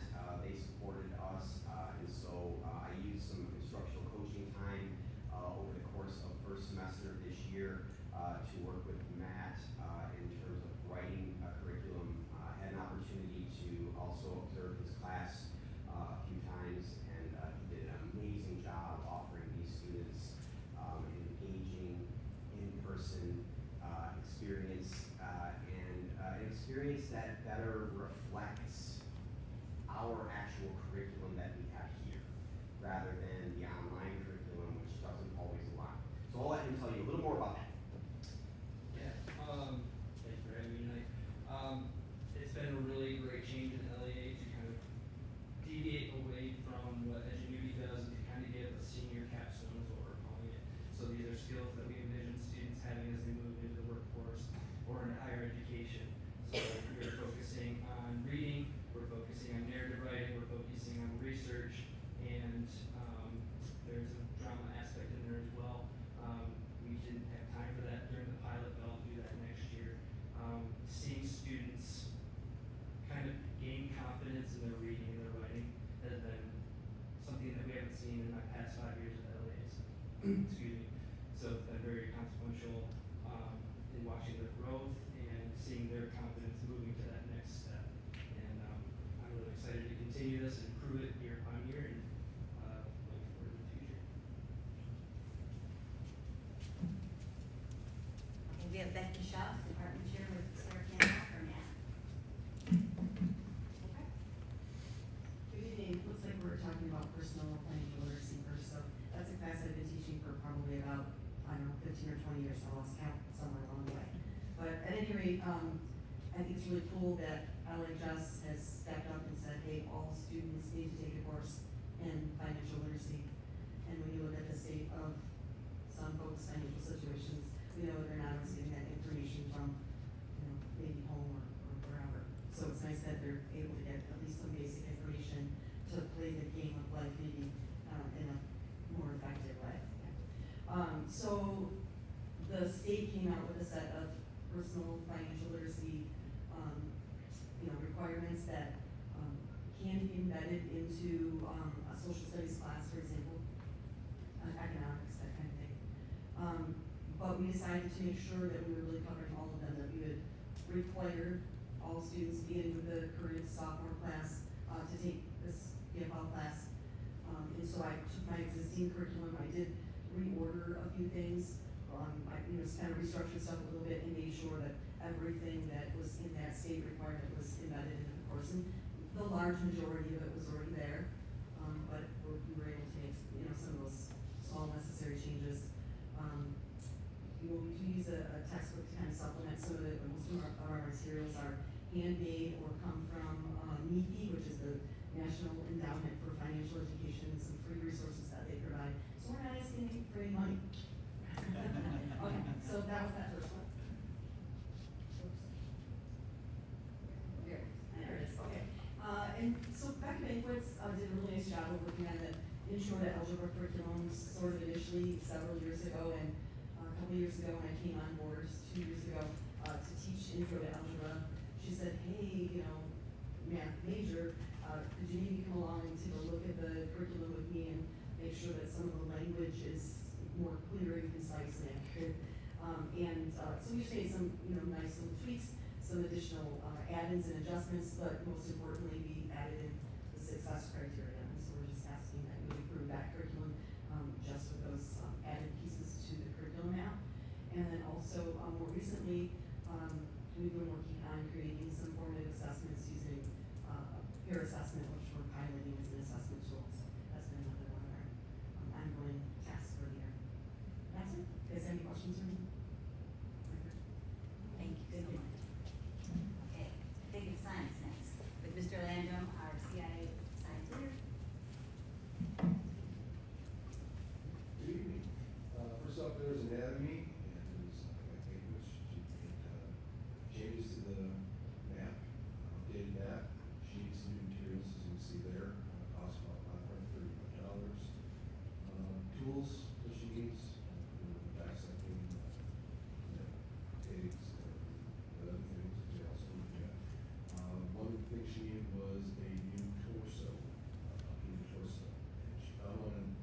hands-on, but we sent back, it was kind of beat up.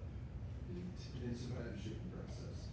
So she's apparently looking for maybe even better. Next one, chemistry course owner, Mrs. Snyder, as you saw earlier. And I also had my input on this. She did one semester, I did another semester of math. As we were talking, we found that we needed some supplies, obviously. And we also bought calculators with it because some students, again, are using their cell phones as calculators. Can't do that on tests. So we proactive, bought classroom sets for chemistry teachers. It's like about $2,300 for those house. He did cool. Last one was zoology. That's Mr. Cox. This is just a 6-year renewal of a pretty cool elective course that we offer. This is the dissections that biology has not been given because it's kind of taken out of biology curriculum at the state level. It's a cool course.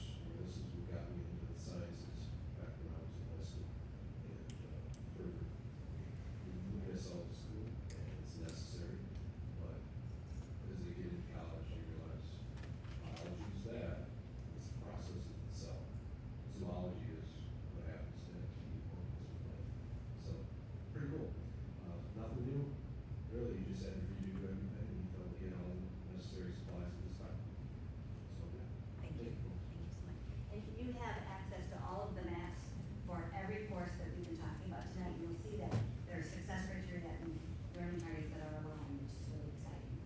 So Mr. Botzik is here for the courses in social studies, and he's the CIA lead for social studies.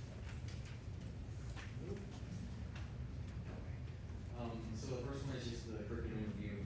So this was just Mr. Aoi updating, the success criteria and the learning targets for U.S. government. He currently is the only person that teaches it, so, he got everything updated with those.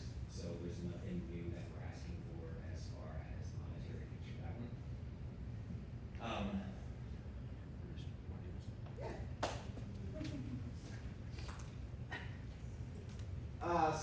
Sociology is a class that I've taught for about 15 years. I wrote the original map with Mrs. Slater, and it hasn't been updated since then. So it really needed an extensive overhaul this year. We decided to stick with the book, the textbook that we currently have, but really most of the process was just redoing the map to include that aligned learning targets and success criteria and assessment methods and update the way that I currently teach the class. So no cost involved. It was just more of a aligning the curriculum. And Mr. Schneider's the only one that is able to teach that one probably in the entire district. Which also brings me to this one, which I think I might be the only one that is able to teach this. So these are mine. So this was just an update, no new resources, very similarly, just making sure things are aligned with what they need to be, connecting things to American Psychological Association standards, since obviously there's no state standards that deal with something like psychology. So this is both 1 and 2. We offer 1 for a year each semester and 2 for a year each semester, so it doesn't matter which one you take first. You don't need one to know about the other. It doesn't have to be taken in succession, so that way kids can take 2 and then 1 or 1 and then 2, and it doesn't matter. So it works out really well. You're good. Thank you. Thank you so much.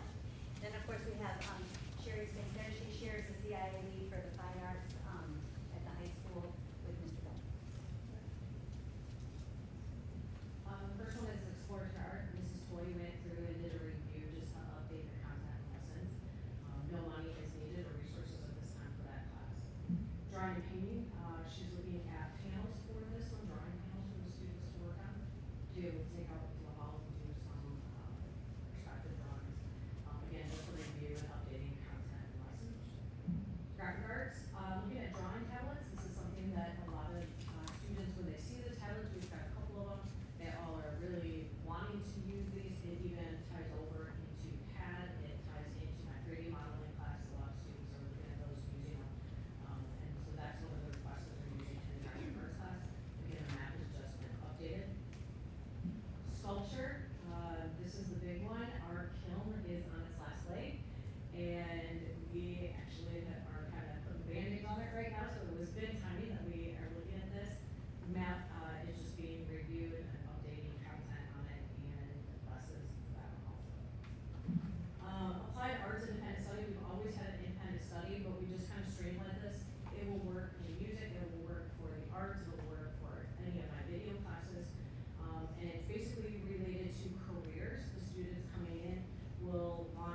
pursue, like right now I have a student working on video game design.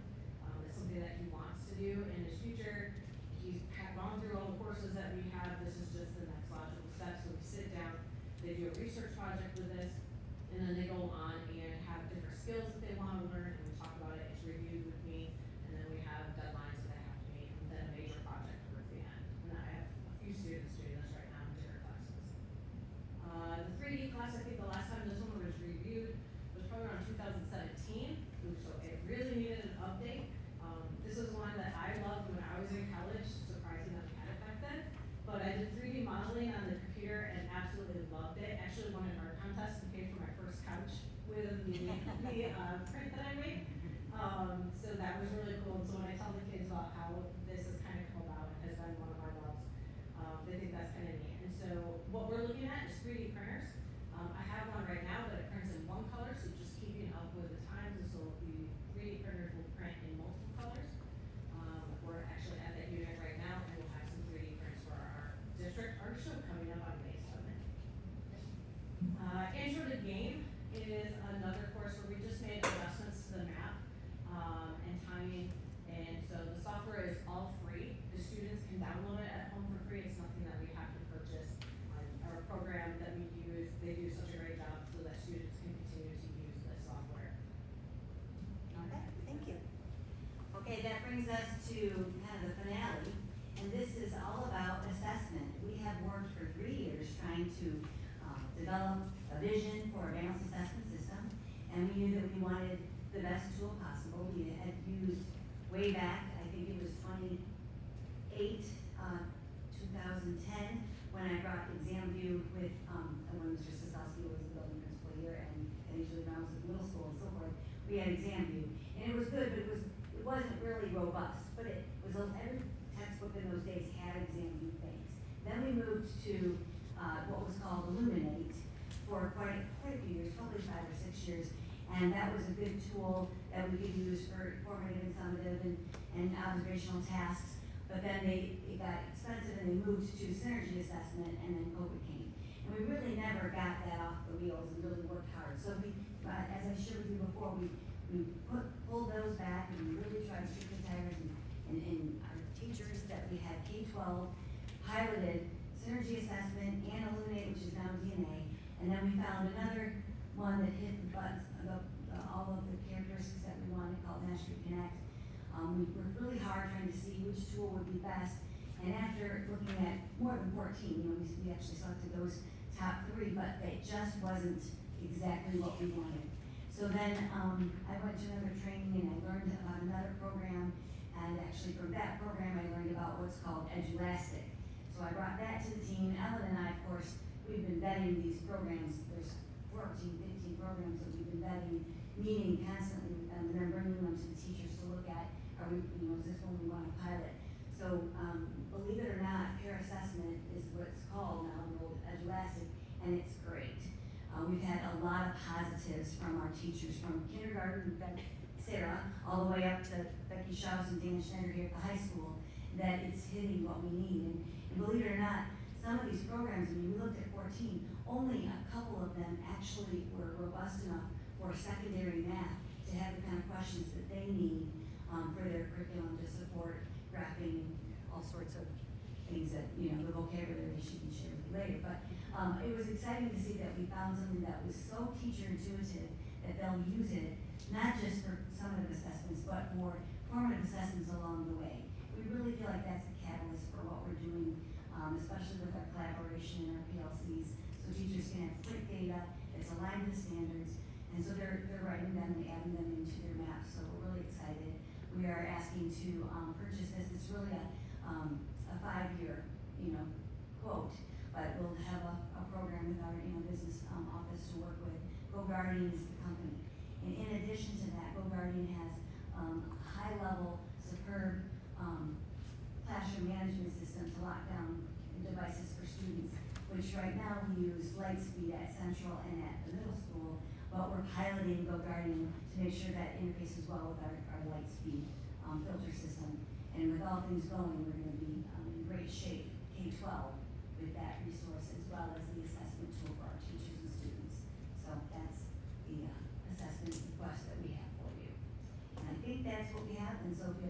questions about anything. Some of them might still be here, God bless them for staying, and, we just really hope that you will approve our curriculum requests. Thank you very much, Cheryl, and thank you all for being here. I couldn't help but, every time someone came up and said, thank you for having me, I'm like, Cheryl probably threatened you all within inch-your distances to be here, but we appreciate all of you being here and sticking with us tonight to go through this, because you are the experts, and it's great to hear from all of you, on the changes that are happening. I would like to make a motion to adopt the curriculum, adoptions as presented this evening. If anyone would like to start with that. Any questions or comments for the team? Mr. Montague and then Mr. Murphy.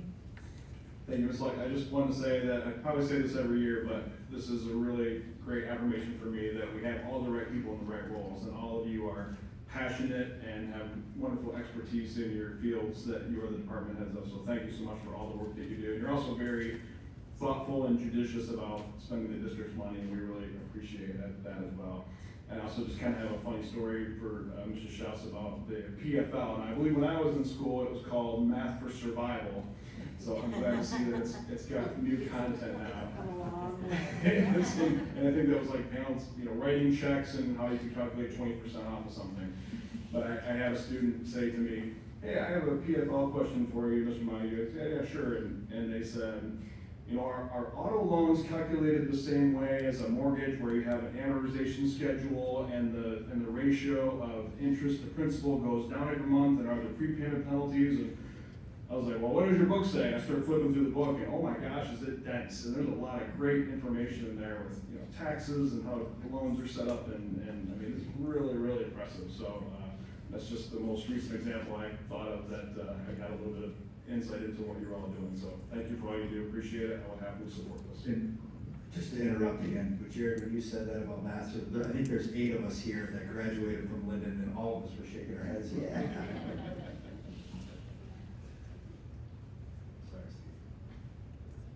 So, yeah, I'd just like to echo Mr. Montague's comments about the dedication for the staff of updating programs that need updating, but, they see it as mandatory, and because it probably is mandatory. So, certainly, and a lot of times they do it with no cost to the district. I greatly appreciate that. But I appreciate Mrs. Thomas and the whole entire staff for putting together a curriculum upgrade that we can afford, and I think that's the number one thing in our district. I mean, when we developed the CREST years ago, one reason I wanted to see academics up in the left corner of the CREST, because it's the first thing you look at when you look at it. It should be the first thing we think about when we're doing things at school. The sports, the music, the art, it's all important too, but it really all starts with the foundation of academics, moving forward from there. The one thing that I'm kind of interested in, and I know it's not part of the subject, but AI, when are we gonna see some stuff on AI? Are we ever gonna have like a class on how to use AI properly? Well, even in the STEAM class at the 4th and 5th grade buildings, they're using different types of technology. Mm-hmm. And there's also digital literacy embedded in that course that will talk about AI. So it's there, it's embedded and integrated, but we are looking in vision of really creating a stronger force with that, from policies to administering. I'm just worried about us graduating students another year, without them being as much properly trained on how to utilize the tool of AI, which is relatively new, and that's probably why we haven't really got anything to work with yet. But I just wonder if our students are going to fall behind in the real world when they go out there and they don't have at least a foundational understanding. I mean, maybe most kids are familiar with AI. I don't know a lot about it. They know how to use it. Seems to be important. So, but I guess I'd like to make sure that all students are getting that exposure. Steve, I think it starts with the teachers, and so we've been doing sessions, like there will be one this summer that Ellen's doing, I believe, with Mr.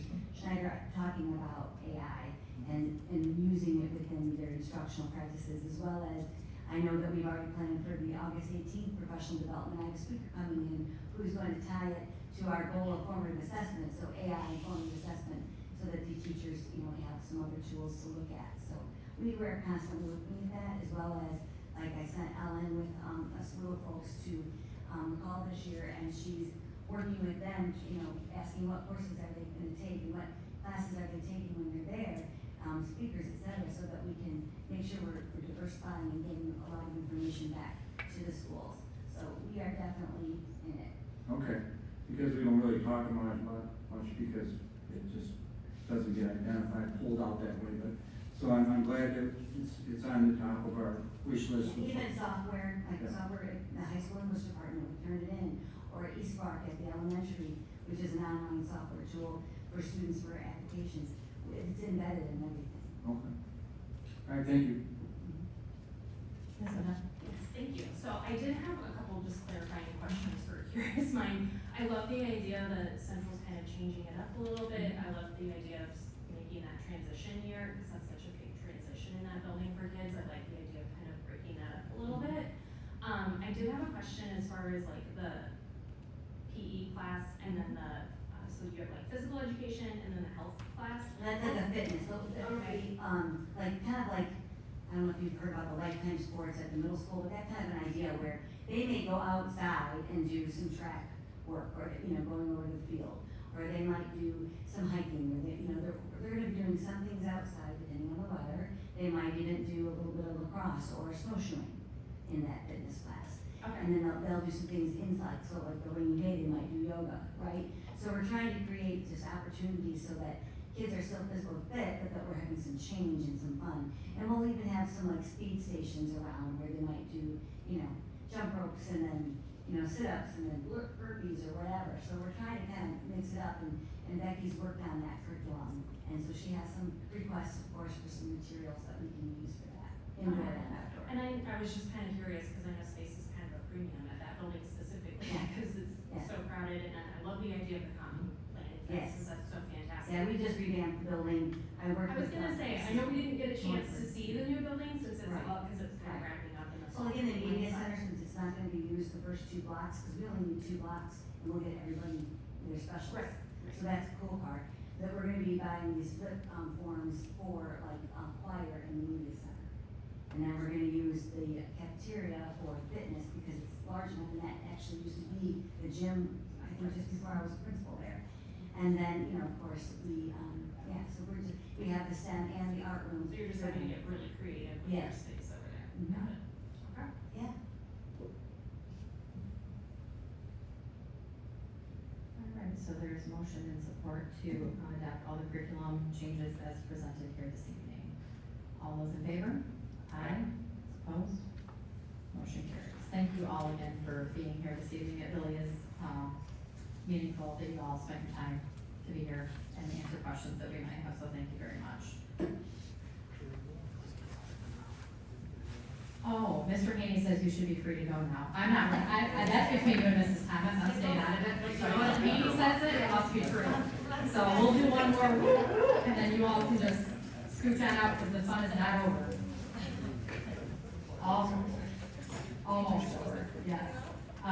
All right, up next this evening is our first reading of revised, rescinded, and new policies. I know there's a lot of them. I, as always, really appreciate Mrs. Keller and Mr. Sosalski putting together just a highlighted sheet for us as well, so we can go in and see that and then look at the individual policies.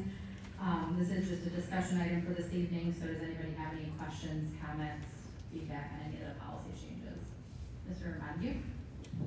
Thing is, like, I guess this is probably for Mr. Sosalski, so I know that we've got a couple new policies around care of students with diabetes and then the specialized transportation for students with IEP. So it sounds like they're both really good things to have in terms of policies, and I suspect that we're already doing a lot of these things, so I just wanted to ask if you have any concerns with kind of how the policies are written, and if we're already doing things around those, and if there's anything that you think that we need in terms of additional support for training of the students with diabetes, or anything different with the IEP student transportation? Good question. Good question. So in regards to both of the policies, they are brand new policies, and in actuality, it's basically taking practice and putting it in the policy. So care of students with Diabetes, I actually put disabilities, sorry, diabetes. Yeah, I mean, diabetes is now, it's become mainstream, and so it's just another example of training, making sure our staff are trained, the self-care piece of it, depending on the level and the student. You saw a little bit of it even in the cell phone policy. One of the exceptions is for medical, which in most cases is kind of geared for the diabetic. So again, it's taking the practice. We do the training. We have our nurses on staff. They send out information to whole staff. And then the level 2 and level 3 are for staff members that may have a student with diabetes. So again, it's taking the practice and putting it in policy. And same with policy 8655, specialized transportation. Again, the IEP team is going to make that decision, which has always been the case. So that's federal law. Now it's just taking that practice that we've always had here in Linden and putting it into policy. Great, thanks. Other questions or comments on the policy? All right, seeing none, these will just, these can probably all go on consent for the next meeting then. Perfect, thank you. All right, weight room flooring and painting. Mr. Gleason has some information that we've had a chance to kind of look through with regard to some, installation of new flooring paint in the LHS weight room. That sinking fund dollars will be used for, so I know we've been able to look through this, but thank you for being here. If you have anything you wanna say, or if anybody has questions on this, feel free to ask.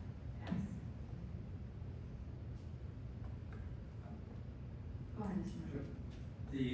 The proposal is pretty inclusive and conclusive, whatever, but, the painting part, Mr.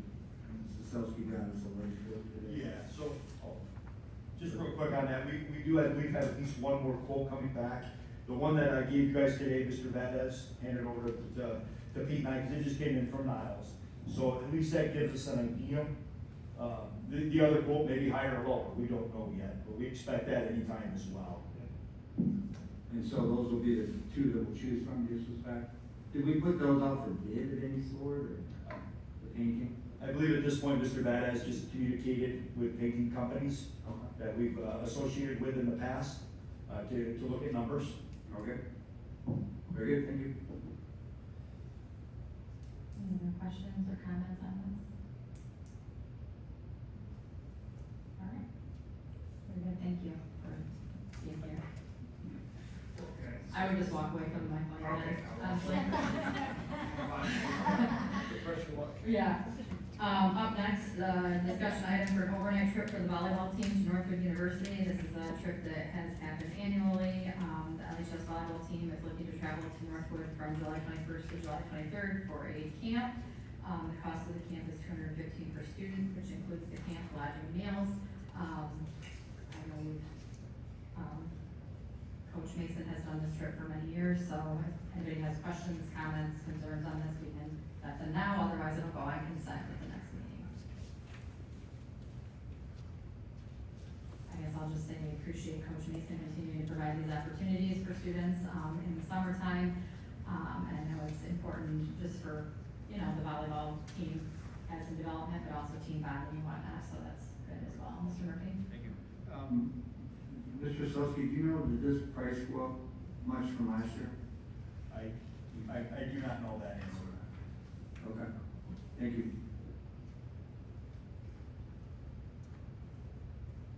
All right, we can just, this isn't maybe done before that, is there any benefit to, okay, we'll just put it on consent for the next meeting then. And then the next is an overnight trip for the volleyball team to Cadillac High School, and this would be on October 10th. We have the information provided here, again, this is something that's been done in the past. Thank you to Coach Mason for providing, again, another opportunity for our team. Any questions or concerns on this trip? Mr. Murphy? It sounds like another nice opportunity for the volleyball team to kind of blend together and stuff and get ready for hopefully a successful season. They will be staying at Great Wolf Lodge, and one thing I got introduced to there last fall down in Cincinnati was that allegedly now Great Wolf Lodge now charges for parking in their parking lot to stay in their hotel, which I'm going like, what? And they said, yeah, this is a nationwide thing, it's not just for Cincinnati, because they have a amusement park right next door, so they were, I think, having people park there and walk to the amusement park, so. But I guess they decided that next week maybe a little extra money. Just be ready for that, if it's in fact true, which I was told was, so, thank you. Alright, any other questions or comments on this? Alright, well, with that, we do not have a closed session this evening, so at 8:21, we are adjourned. Thank you. Billy, thank you, that was very nice. Good job. Alex. Yeah.